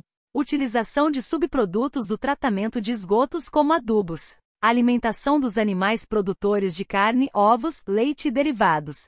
Riscos dos viajantes de adquirirem determinadas doenças por práticas alimentares locais. Suscetibilidade dos grupos específicos de idade avançada e os portadores de doenças crônicas. Higiene dos utensílios, equipamentos, instalações e ambientes relacionados ao preparo e consumo dos alimentos. Orientação da população em risco sobre o tratamento apropriado no domicílio e sobre situações em que a unidade de saúde deve ser procurada imediatamente. Orientação dos indivíduos com diarreia para que não manipulem água ou alimentos sem os devidos cuidados. O quadro 9 a seguir sugere atividades para o desenvolvimento das práticas educativas na prevenção e controle das DTA. 12. Vigilância epidemiológica das doenças transmitidas por alimentos. Vigilância epidemiológica, conjunto de ações que proporcionam o conhecimento, a detecção ou prevenção de qualquer mudança nos fatores determinantes e condicionantes de saúde individual ou coletiva, com a finalidade de recomendar e adotar medidas de prevenção e controle das doenças e agravos. O Sistema Nacional de Vigilância Epidemiológica vigente preconiza a notificação de casos de doenças de notificação compulsória e de surtos de qualquer etiologia. A vigilância das DTA está dirigida para a notificação e investigação de surtos. Os surtos de DTA são causados por inúmeros agentes etiológicos e se expressam por um grande elenco de manifestações clínicas. Não há, portanto, definição pré-estabelecida de caso, como existe para as doenças de notificação compulsória. A notificação ocorre sempre que há evidência epidemiológica de uma fonte comum de água ou alimento que originou o surto. A investigação começa identificando comensais, doentes e não doentes, definindo o caso e o período de incubação para a elaboração de hipóteses em relação ao agente etiológico e o alimento suspeito. A consolidação e análise dos dados permitem avaliar o risco a que os comensais foram expostos, quais são os alimentos incriminados e os pontos críticos não controlados que possibilitaram a ocorrência do surto. As medidas de prevenção e controle devem ser tomadas paralelamente à investigação e de acordo com a situação encontrada. 12.1 Investigação de surto de DTA. A investigação epidemiológica é realizada a partir de ações intersetoriais com o objetivo de Coletar informações básicas necessárias ao controle do surto de DTA. Diagnosticar a doença e identificar os agentes etiológicos relacionados ao surto. Identificar a população de risco. Identificar os fatores de risco associados ao surto. Identificar a provável fonte de contaminação. Propor medidas de prevenção e controle pertinentes. Divulgar os resultados da investigação epidemiológica às áreas envolvidas e à comunidade. Evitar que novos surtos ocorram. As atividades da investigação epidemiológica de um surto de DTA encontram-se resumidas no anexo A demonstrativo operacional. 12.1.1 Conhecimento da ocorrência. Fonte de dados, são de natureza formal e informal. Formal, gerada por vigilância em locais de maior risco como hospitais, internatos, escolas, creches, presídios, clínicas geriátricas e quartéis, laboratórios de análises clínicas e bromatológicas públicos ou privados, serviços de saúde públicos ou privados, órgãos públicos, agricultura e meio ambiente, e outros. Informal, quando gerada ocasional ou espontaneamente, sem que exista por parte dos informantes compromisso ou obrigatoriedade. São informações prestadas por doentes, comunidade, informações acidentais, notícias, oral, escrita, televisiva, ou reclamações sobre alimentos suspeitos. Notificação. A notificação é a ação a partir da qual desencadeia-se o processo informação-decisão-ação. Como já foi comentado, diferentemente de outras doenças nas quais os casos são notificados individualmente, nas DTA notificam-se surtos, 2 ou mais casos ou um caso não usual, ou casos isolados em se tratando de casos graves do ponto de vista clínico ou epidemiológico. É imprescindível que a notificação seja imediata ao setor municipal de saúde responsável pela vigilância epidemiológica.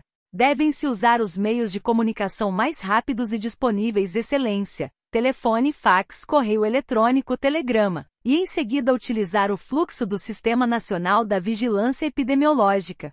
As informações prestadas pelos diversos meios devem ser registradas no formulário 1, Registro de Notificação de Caso, Surto de Doença Transmitida por Alimento. Verifica-se a consistência das informações no momento da notificação com o próprio notificante ou logo a seguir com outras fontes referenciadas. Se as informações caracterizam a suspeita de um surto de DTA, inicia-se o planejamento das ações.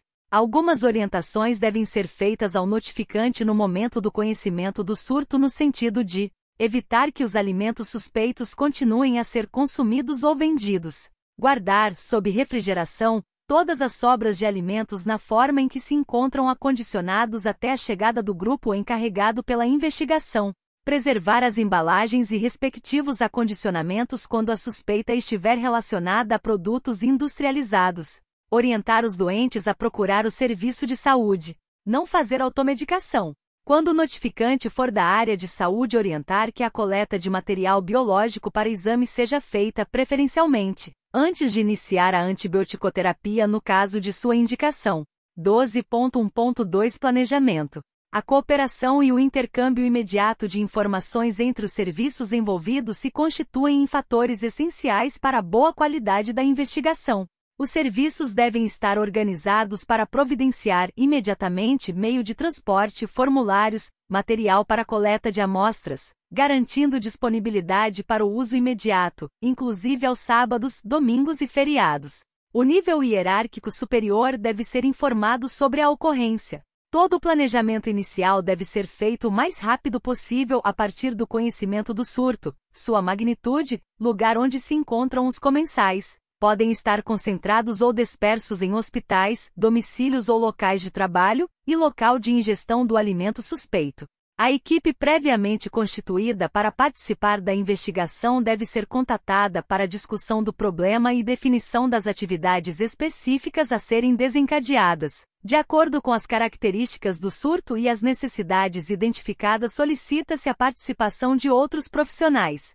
A responsabilidade e a coordenação da investigação deve, preferencialmente, ser delegada a um profissional da vigilância epidemiológica que terá a responsabilidade de informar e acionar os demais membros da equipe. O laboratório deve ser informado imediatamente da ocorrência para seu planejamento, organização, preparo dos meios de cultura, designação de pessoal para a realização das tarefas, incluindo as atividades fora do expediente se necessário. 12.1.3 Atividades de campo. É uma ação imediata à notificação. Caracteriza-se pelo deslocamento de uma equipe ao S local, IS, onde se encontram os comensais que foram expostos, doentes e não doentes, com a finalidade de obtenção de informações epidemiológicas. A equipe também deve se deslocar ao S local, IS, onde foi preparada ou consumida a refeição suspeita para a identificação de pontos críticos e a introdução de medidas sanitárias de controle. A agilidade dessa ação é importante para propiciar a coleta de amostras antes que os doentes recebam medicação e os alimentos suspeitos sejam desprezados. Integram a equipe de atividade de campo os profissionais das áreas de vigilância epidemiológica e sanitária. Os profissionais das áreas de laboratório, assistência à saúde e educação em saúde irão compor a equipe sempre que possível ou necessário. Em função da natureza do surto, poderão ser convocadas as áreas de vigilância ambiental, saneamento e de inspeção, defesa e vigilância zoo e fitossanitária. Na investigação do surto serão desenvolvidas atividades relacionadas a comensais, definição de caso, coleta de amostras clínicas, inspeção sanitária, coleta de amostras bromatológicas e toxicológicas. Comensais são as pessoas que participaram da mesma refeição. Quase sempre os manipuladores de alimentos também são comensais nos surtos, o que torna imprescindível que sejam tratados como tal. Os comensais também podem ser detectados por meio de contatos com hospitais, prontos-socorros, centros de informações toxicológicas, gerentes de estabelecimentos de processamento, comércio e consumo de alimentos. O entrevistador deve ser ágil e hábil para obter os dados pessoais, demonstrando aos entrevistados a importância de informações fidedignas, já que elas variam de acordo com a percepção ou interesse de cada um. Nas perguntas deve-se empregar termos de fácil compreensão, nunca induzindo as respostas. Deve-se entrevistar o maior número possível de comensais expostos doentes e não doentes, utilizando o formulário 2, Inquérito coletivo de surto de doença transmitida por alimento, sendo coletadas as informações com detalhe e precisão. Em surtos de grande magnitude, o inquérito pode ser feito por amostragem proporcional à natureza do evento. Quando não houver condições das entrevistas serem realizadas por profissional de saúde, em função da magnitude do surto ou déficit de recursos humanos, poderá ser utilizado o formulário 3, Ficha individual de investigação de doença transmitida por alimento, a ser preenchido pelo próprio comensal para devolução imediata. Se a refeição suspeita ocorreu em evento especial como casamento, aniversário, confraternizações e outros, deve-se entrar em contato com a pessoa encarregada de sua organização para a obtenção da relação dos participantes, com seus respectivos endereço, S, e local, IS, de produção dos alimentos para serem incluídos no processo de investigação. Definição de caso. A investigação de doenças transmitidas por alimentos tem como elemento essencial a definição de caso, estabelecendo critérios suficientes e necessários para decidir se um doente pertence ou não ao surto. Portanto, logo no início da investigação precisa ser definido o que é caso relacionado ao surto considerando lugar, tempo, quadro clínico e período de incubação. A definição de caso permite identificar os doentes relacionados ao surto, o cálculo da taxa de ataque, o S alimento, S suspeito, S, e o S provável, IS agente, S etiológico, S causador, S do surto. As DTA são determinadas por inúmeros agentes etiológicos com diferentes períodos de incubação, que acometem diferentes órgãos e sistemas e se expressam por diferentes manifestações clínicas, o que impossibilita estabelecer uma definição de caso comum a todos os surtos. 12.1.4 Coleta de amostras clínicas. É importante que a coleta de amostras clínicas seja realizada com os procedimentos adequados para favorecer o isolamento do agente etiológico. Quadros 10 e 11. As amostras devem ser coletadas por ocasião do inquérito, o mais precocemente possível. Coletar amostras dos doentes, preferencialmente antes do tratamento específico. Ainda serão realizadas coletas de amostras clínicas de todos os manipuladores usuais e eventuais, tais como proprietários, gerentes e outros envolvidos na manipulação e ou produção do S insumo, S relacionado, S com o surto. O quadro clínico dos doentes deverá ser avaliado para se obter informações que orientarão a hipótese diagnóstica, a terapêutica e, por conseguinte, indicará os tipos de amostras clínicas mais apropriadas que deverão ser coletados para exame laboratorial. Observações. O material colhido deve ser representativo do processo infeccioso, devendo-se evitar contaminações e procurar o melhor sítio de coleta. 2. A coleta deve ser realizada na fase aguda da doença e, sempre que possível, antes da administração de antibióticos. 3. Feridas. Cultura das lesões secas e crostas não é recomendada, a menos que a obtenção de exudato seja possível. 4. As amostras biológicas devem ser acondicionadas em recipiente adequado, rotuladas e identificadas, colocadas em sacos plásticos lacrados e transportadas para o laboratório em caixas isotérmicas com gelo embalado ou em temperatura ambiente, dependendo da amostra e metodologia empregada. Os laboratórios que tiverem condições de processar as amostras devem adotar a metodologia convencional e dar continuidade ao procedimento laboratorial. As amostras devem vir acompanhadas da ficha de investigação epidemiológica, segunda via ou cópia, e da ficha de remessa de amostras biológicas devidamente preenchidas. 12.1.5 Inspeção sanitária. É o procedimento da fiscalização efetuada pela autoridade sanitária, que avalia em toda a cadeia alimentar as boas práticas de fabricação, BPF, com vistas a atingir o padrão de identidade e qualidade PIQ. Esse é estabelecido por meio da verificação do cumprimento dos procedimentos previstos nos seus manuais, na utilização do Sistema de Análise de Perigos e Pontos Críticos de Controle, APC, e no atendimento à legislação sanitária. Orienta ainda a intervenção, objetivando a prevenção de agravos à saúde do consumidor no que se refere às questões sanitárias, inclusive quanto ao teor nutricional. A deficiência no controle da qualidade sanitária em qualquer uma das etapas da cadeia alimentar é um fator predisponente à ocorrência de casos ou surtos de DTA em uma comunidade, e esta falha deve ser identificada pela equipe de vigilância sanitária integrante da investigação epidemiológica do surto. Vigilância sanitária, conjunto de ações capaz de eliminar, diminuir ou prevenir riscos à saúde e de intervir nos problemas sanitários decorrentes do meio ambiente, da produção, da circulação de bens e da prestação de serviços de interesse da saúde. Sendo assim, abrange o controle de bens de consumo, que direta ou indiretamente relacionem-se com a saúde, compreendidos em todas as etapas e processos da produção ao consumo. A qualidade sanitária de um alimento ou de uma preparação alimentícia pode estar comprometida por fatores de natureza química, física e biológica em quantidades suficientes e com capacidade para se manterem no curso da cadeia alimentar e causar agravo à saúde. Os perigos de natureza biológica são os mais evidentes devido à sua disseminação no ambiente, determinando com mais frequência surtos de DTA. Alguns fatores intrínsecos aos alimentos, pH, atividade da água e potencial de oxirredução, e fatores do ambiente que o alimento se encontra, fatores extrínsecos, temperatura, umidade relativa do ambiente e ambiente atmosférico, favorecem a presença, sobrevivência, morte, ou a inativação de alguns agentes etiológicos nos alimentos. O quadro epidemiológico das DTA constitui-se em um dos principais indicadores de avaliação das ações de vigilância sanitária na área de alimentos, de modo a reorientá-las com vistas a evitar a ocorrência de novos agravos.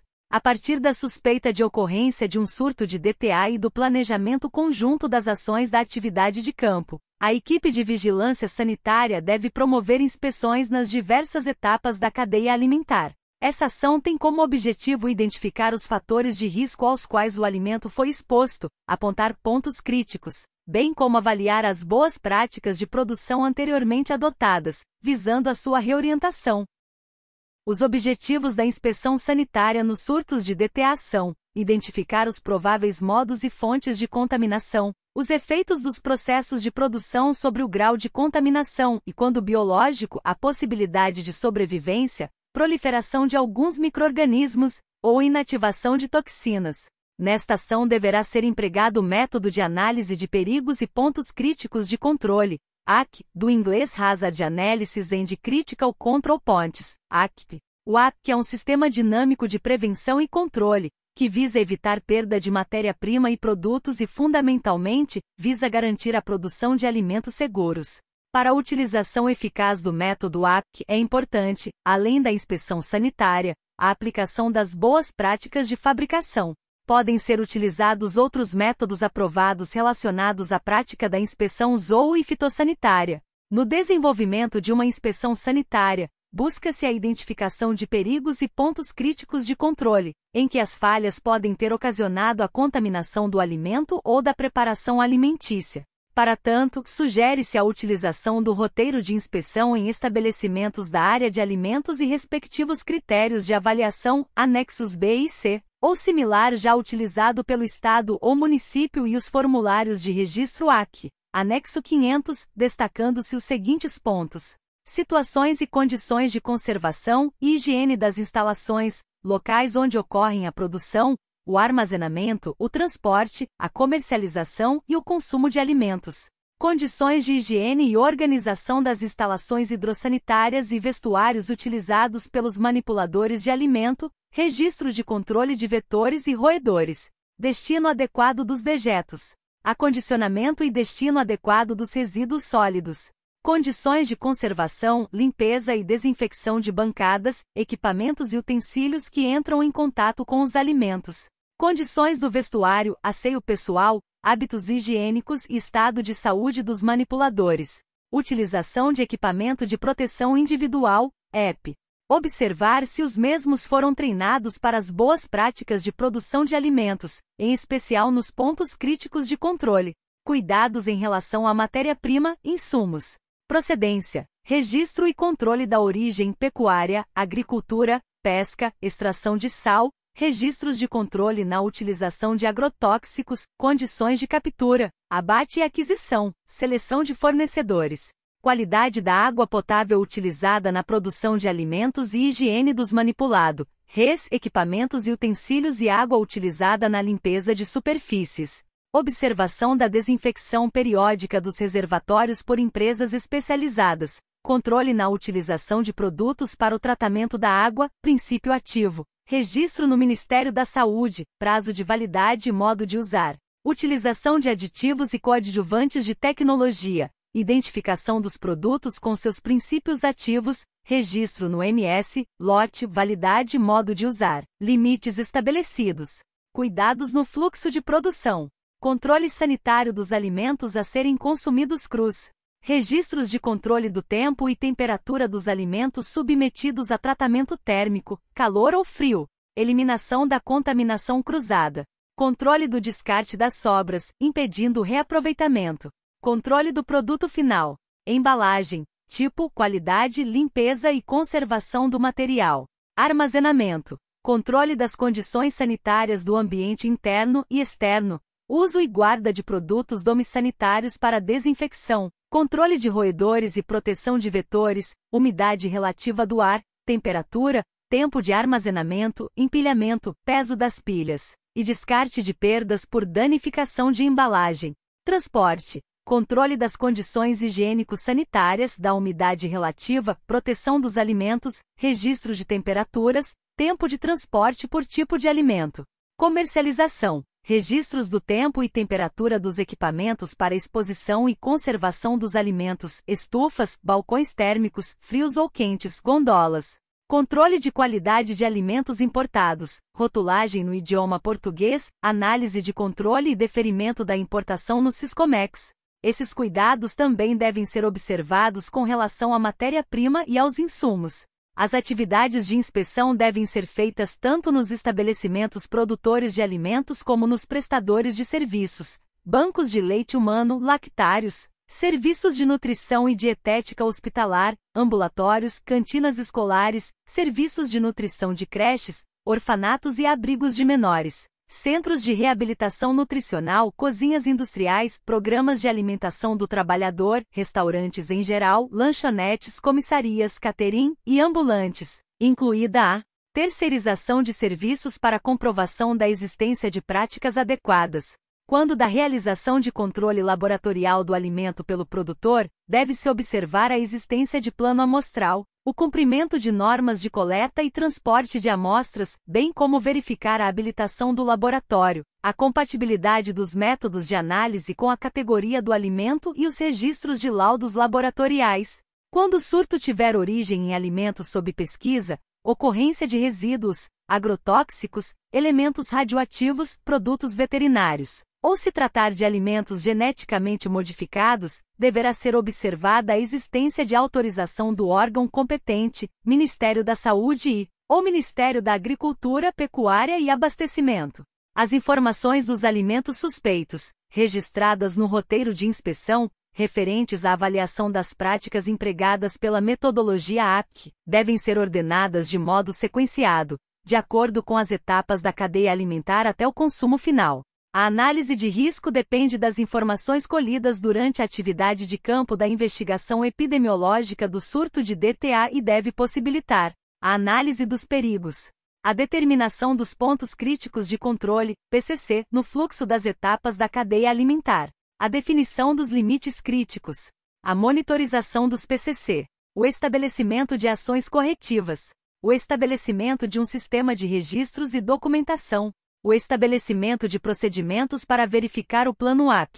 12.1.6 Coleta de amostras bromatológicas e toxicológicas. Para a elucidação de surtos de DTA é importante que a amostra seja constituída do alimento que foi efetivamente consumido pelos afetados. A amostra é significativa em qualquer quantidade, já que não se constitui em amostra com fins de análise fiscal e o estabelecimento de quantidade mínima passa a ser relativo. A distribuição de micro-organismos em lotes ou porções individualizadas no alimento não é homogênea. Além disso, as condições de acondicionamento, conservação, transporte e manuseio podem variar de unidade para unidade da amostra e interferir na presença e/ou manifestação do agente. Para a avaliação da qualidade de alimentos estão estabelecidas quantidades mínimas representativas ou não. No que se refere às amostras relacionadas com DTA, nem sempre é possível cumprir com estas orientações. Na impossibilidade de se coletar uma determinada quantidade de alimentos existem algumas alternativas. Coletar algum NS produto, S envolvido, S no preparo do alimento, S. Usar sacos plásticos esterilizados ou de primeiro uso e vidros esterilizados. Examinar utensílios, excelência, panela, concha, colher, etc., utilizados no preparo dos alimentos caso não tenham sido lavados. Recolher esse material em sacos plásticos esterilizados ou de primeiro uso. Em determinadas situações, como por exemplo na suspeita de botulismo, na ausência de restos do alimento efetivamente consumido, a amostra coletada pode ser a própria embalagem vazia. A toxina pode estar presente nas paredes internas e ser retirada para análise por enxaguadura. Outra unidade do mesmo lote pode não apresentar a toxina botulínica. A coleta da água para consumo humano, ofertada no local de produção do alimento suspeito, deverá ser efetuada para observar se os padrões físico-químicos e biológicos estão de acordo com a legislação sanitária vigente. A sistematização da coleta não é tarefa fácil e para que o laboratório obtenha resultados confiáveis, alguns procedimentos devem ser seguidos, conforme os quadros 12 e 13 a seguir. Observações. 1. O grupo de investigação de DTA deve dispor, previamente, do material acima especificado em condições adequadas e quantidades suficientes para atender a demanda. Para análises microbiológicas, os recipientes e utensílios deverão ser estéreis. 2. Para a especificidade de coletas de amostras de alimentos deve-se recorrer às referências de metodologias analíticas adotadas. Para a realização da atividade de campo é importante que a equipe disponha dos seguintes materiais de apoio: termômetros de uso geral e para carnes, etiquetas para identificação da amostra e marcador de etiquetas, fita adesiva, lanterna, medidor de pH, medidor de umidade, medidor de vácuo, abridor de latas, utensílio para coleta de amostras, meio transportador compatível à amostra, ficha de coleta de amostra, álcool etílico a 70% ou hipoclorito de sódio a 2% para desinfecção de superfície, gelo embalado em sacos plásticos fechados ou gelo reciclável, gelo seco, avental, bata ou jaleco, gorro, luvas descartáveis, botas de plástico, caixas térmicas. 12.1.7 Análise preliminar. Durante todo o processo de investigação analisam-se os dados obtidos buscando definir as características gerais do surto, incluindo o número de comensais expostos e doentes, alimento, S suspeito, S agente, S etiológico, S provável, e IS fatores causais, gravidade e prognóstico da doença. A análise preliminar tem como objetivo ajustar e direcionar as medidas de controle imediatas e dar continuidade das ações da investigação. 12.1.8 Medidas de prevenção e controle imediatas. Tem como finalidade interromper a propagação do surto e devem ser tomadas as seguintes medidas: evitar que os alimentos suspeitos continuem a ser consumidos, distribuídos e comercializados. Orientar quanto à mudança no processo de manipulação, produção, acondicionamento, armazenamento e/ou conservação do alimento. Realizar busca ativa de outros casos. Manter informada a S unidade, S de saúde ou demais serviços sobre o andamento da investigação. Repassar informações ao público. 12.1.9 Processamento e análise dos dados. A partir dos dados disponíveis na ficha de inquérito coletivo, formulário 2, determina-se: definição de caso relacionado ao surto, baseada na análise da frequência dos sinais e sintomas predominantes, juntamente com as variáveis de tempo e lugar, usada para apontar o grupo de comensais que são considerados expostos. Para análise, os comensais são classificados em doentes, quando se identificam com a definição de caso relacionado ao surto, e não doentes. Com a definição de caso estabelecida, realiza-se análise dos dados para descrever o surto por lugar, tempo e pessoa. Essas características estão descritas a seguir. Lugar é a delimitação do espaço onde acontecem os casos e essa informação permite a identificação de aglomerados de casos. A utilização de croquis ou mapas facilita a visualização desses aglomerados, bem como das fontes de suprimento de água local, IS, de refeições coletivas e as unidades de saúde de referência. Tempo deve-se estabelecer, o mais exatamente possível, o início do surto a partir da data dos primeiros sintomas do primeiro caso. Essa informação, juntamente com a delimitação do espaço, permite identificar os casos relacionados e estabelecer a existência do surto. Quando associada ao momento em que foi consumida a refeição suspeita, permite ainda identificar o período de incubação que orientará as hipóteses diagnósticas e terapêutica.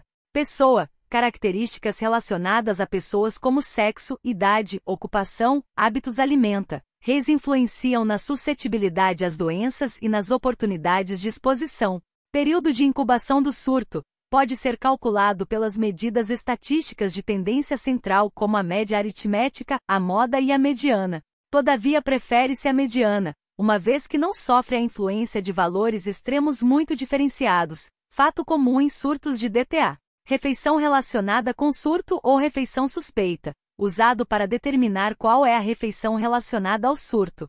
Para isso, usa-se o formulário 4, onde se registram as informações sobre as últimas refeições em comum entre os comensais, antes da data dos primeiros sintomas do primeiro caso. Para cada refeição oferecida, identificam-se os que a consumiram, expostos, e os que não a consumiram, não expostos, e em seguida deve-se calcular 1. Taxa de ataque nos expostos e não expostos, para cada refeição, de acordo com as seguintes fórmulas.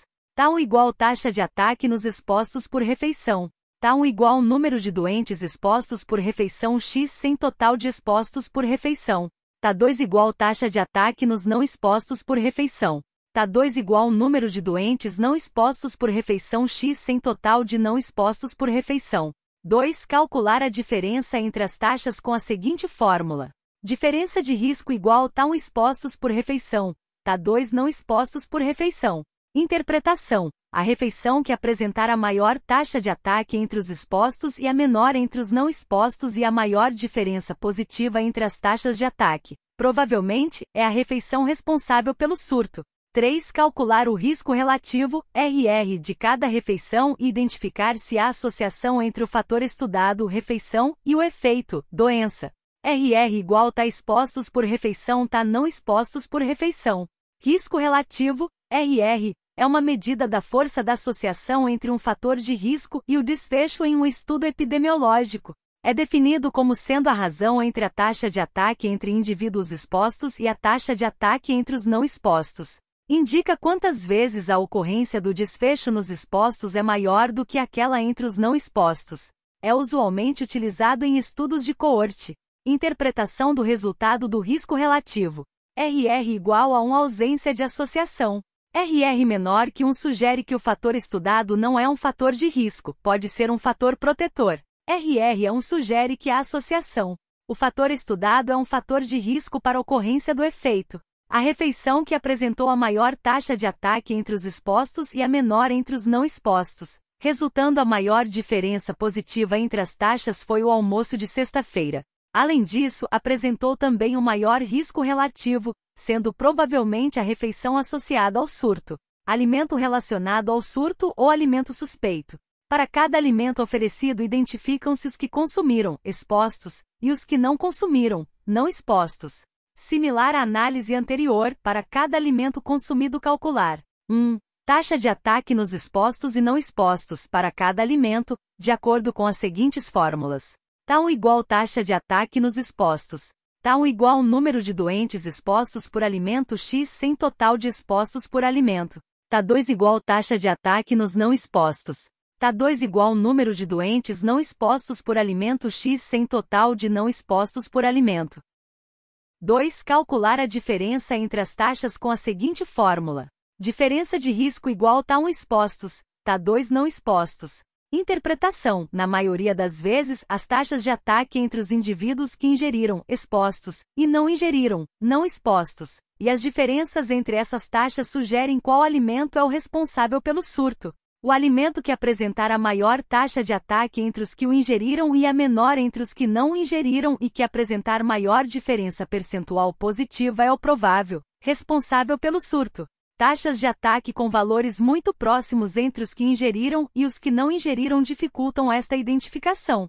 Taxas de ataque mais alta entre os que não ingeriram excluem a possibilidade do alimento estar relacionado ao surto, possível fator de proteção.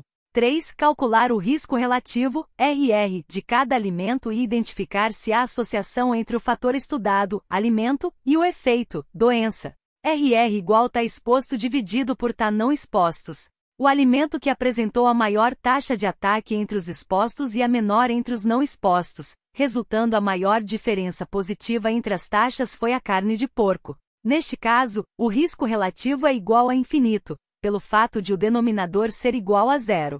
Quando as taxas de ataque não indicam alimentos relacionados ao surto, devem ser considerados outros fatores, tais como o quadro clínico e o período de incubação, para a formulação da hipótese do agente etiológico e a partir dessa informação verifica-se no cardápio qual o alimento com maior probabilidade de veiculá-lo. É comum haver nos surtos comensais que não consumiram o alimento suspeito e ficaram doentes e outros que consumiram e não ficaram doentes. Isso ocorre pelas seguintes razões: resistência e suscetibilidade do hospedeiro, consumo de porções com doses não infectantes, ingestão de porções não contaminadas do alimento suspeito. A pessoa entrevistada não fornece informação adequada por medo, vergonha ou esquecimento. Não ingestão do alimento contaminado, mas uso de pratos ou talheres já contaminados ao se servir. Coincidência de alguns comensais se contaminarem em outro local no mesmo período. Comensais que por alguma razão querem participar do grupo de doentes. Psicossomático, atestado médico, indenização. Erro na definição do caso. Erro de registro ao incluir doentes como não doentes e vice-versa. Além da taxa de ataque, existem outros tratamentos estatísticos como a prova de hipóteses para valores de significância estatística, mediante a comparação das proporções. Esta é obtida confeccionando uma tabela de contingência 2x2 para cada alimento servido, em que se exibe na coluna a variável independente, comeram, não comeram, e na linha a variável dependente, adoeceram, não adoeceram. Atualmente existem programas de computação que permitem calcular esses parâmetros como o EpiInfo. A utilização de gráficos, mapas, tabelas, etc. facilitam a análise do surto.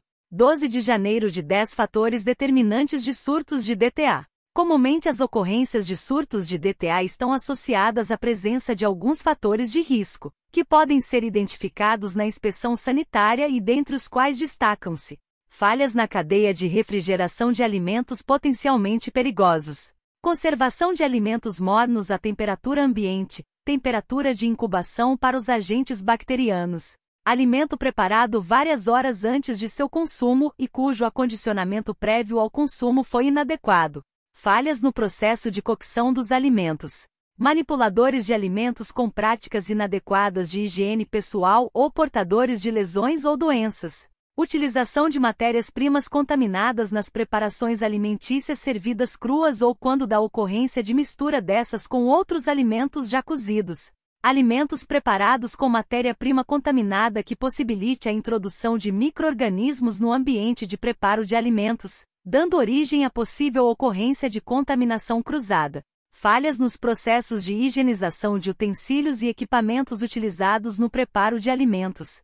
Existência de condições ambientais favoráveis ao crescimento de agentes etiológicos seletos e inibidores de micro-organismos competidores. Alimentos obtidos de fontes não confiáveis. Práticas inadequadas de armazenamento. Uso de utensílio ou recipientes passíveis de liberação de resíduos ou que contenham resíduos de materiais tóxicos. Adição intencional ou acidental de substâncias químicas tóxicas aos alimentos. Utilização de água cuja potabilidade não é controlada, fonte de abastecimento complementar. Contaminação da água a partir da ocorrência de avarias na rede de abastecimento, construção ou reparo de tubulações, conexões cruzadas, inundações, efluentes de águas residuárias, entre outros. Contaminação de alimentos a partir de manipulador que manuseou serviços de higienização de superfícies ou de coleta de resíduos. Conclusões preliminares. Nessa fase da investigação, a equipe já dispõe de informações sobre o surto para definir alimento responsável pelo surto, agente etiológico presumível, magnitude, gravidade, fatores contribuintes para o surto.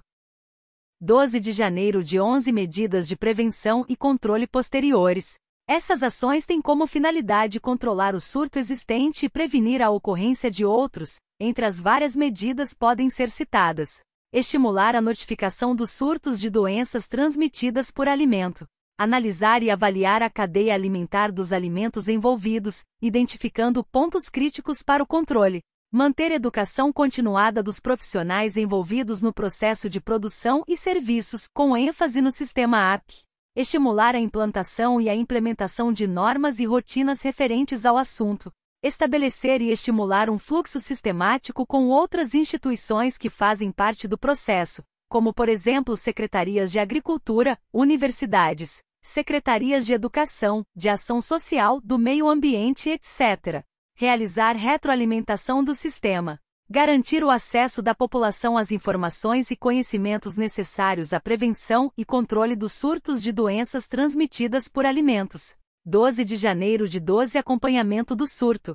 A equipe de investigação epidemiológica deverá acompanhar a evolução do surto, aplicar as medidas de controle recomendadas, realizar investigações complementares quando necessário, manter-se informada sobre os resultados do laboratório, acompanhar a evolução dos doentes e realizar outras atividades de acordo com as características de cada surto. 12 de janeiro de 13 Conclusões, recomendações e relatório final. Uma vez concluída a investigação, deverá ser avaliado o cumprimento das medidas de controle, observando-se o comportamento da doença, sua tendência, os resultados laboratoriais e as informações da equipe. Em seguida, deve-se proceder à divulgação dos resultados e das recomendações que se fizerem necessárias. Quando houver suspeita de que a contaminação do alimento possa estar relacionada com a sua origem ou processamento e o alimento esteja sendo distribuído ou comercializado em outras localidades, pode haver a necessidade de desdobramento das ações para outros locais. Neste caso, o surto deverá ser notificado, pelo meio de comunicação disponível, às autoridades sanitárias locais e demais níveis hierárquicos do sistema. O modelo de relatório proposto nesse documento, Formulário 5, auxilia na consolidação das informações acerca do surto. Deverá ser enviado ao nível federal os formulários 5 de todos os surtos ou consolidado dos surtos investigados. 12 de janeiro de 14 Divulgação. A equipe de investigação deve definir o responsável pela divulgação dos resultados parciais e finais da investigação do surto à mídia e à população. A vigilância epidemiológica deve garantir o retorno das informações aos técnicos e setores envolvidos na prevenção e controle de surtos de doenças transmitidas por alimentos, incluindo as medidas adotadas ou previstas para médio e longo prazo. 13. Considerações finais. Com vistas ao alcance dos objetivos do Sistema de Vigilância Epidemiológica das Doenças Transmitidas por Alimentos, faz-se necessário ressaltar a importância de envolvimento e compromisso das gerências e profissionais das áreas participantes do sistema. Definição de prioridades e planejamento das ações das áreas técnicas participantes do sistema, a partir da definição do perfil epidemiológico local, distrital, estadual, regional e nacional, subsidiado pelas investigações epidemiológicas realizadas. Cumprimento e manutenção do fluxo de informação definido, de forma sistemática, respeitando os níveis hierárquicos e prazos estabelecidos. Divulgação periódica dos resultados das investigações realizadas para profissionais de saúde e população em geral, visando a conscientização da população para a importância da prevenção das doenças transmitidas por alimentos. Desenvolver processos educativos participativos e contínuos para a mobilização dos indivíduos para a prevenção das doenças transmitidas por alimentos.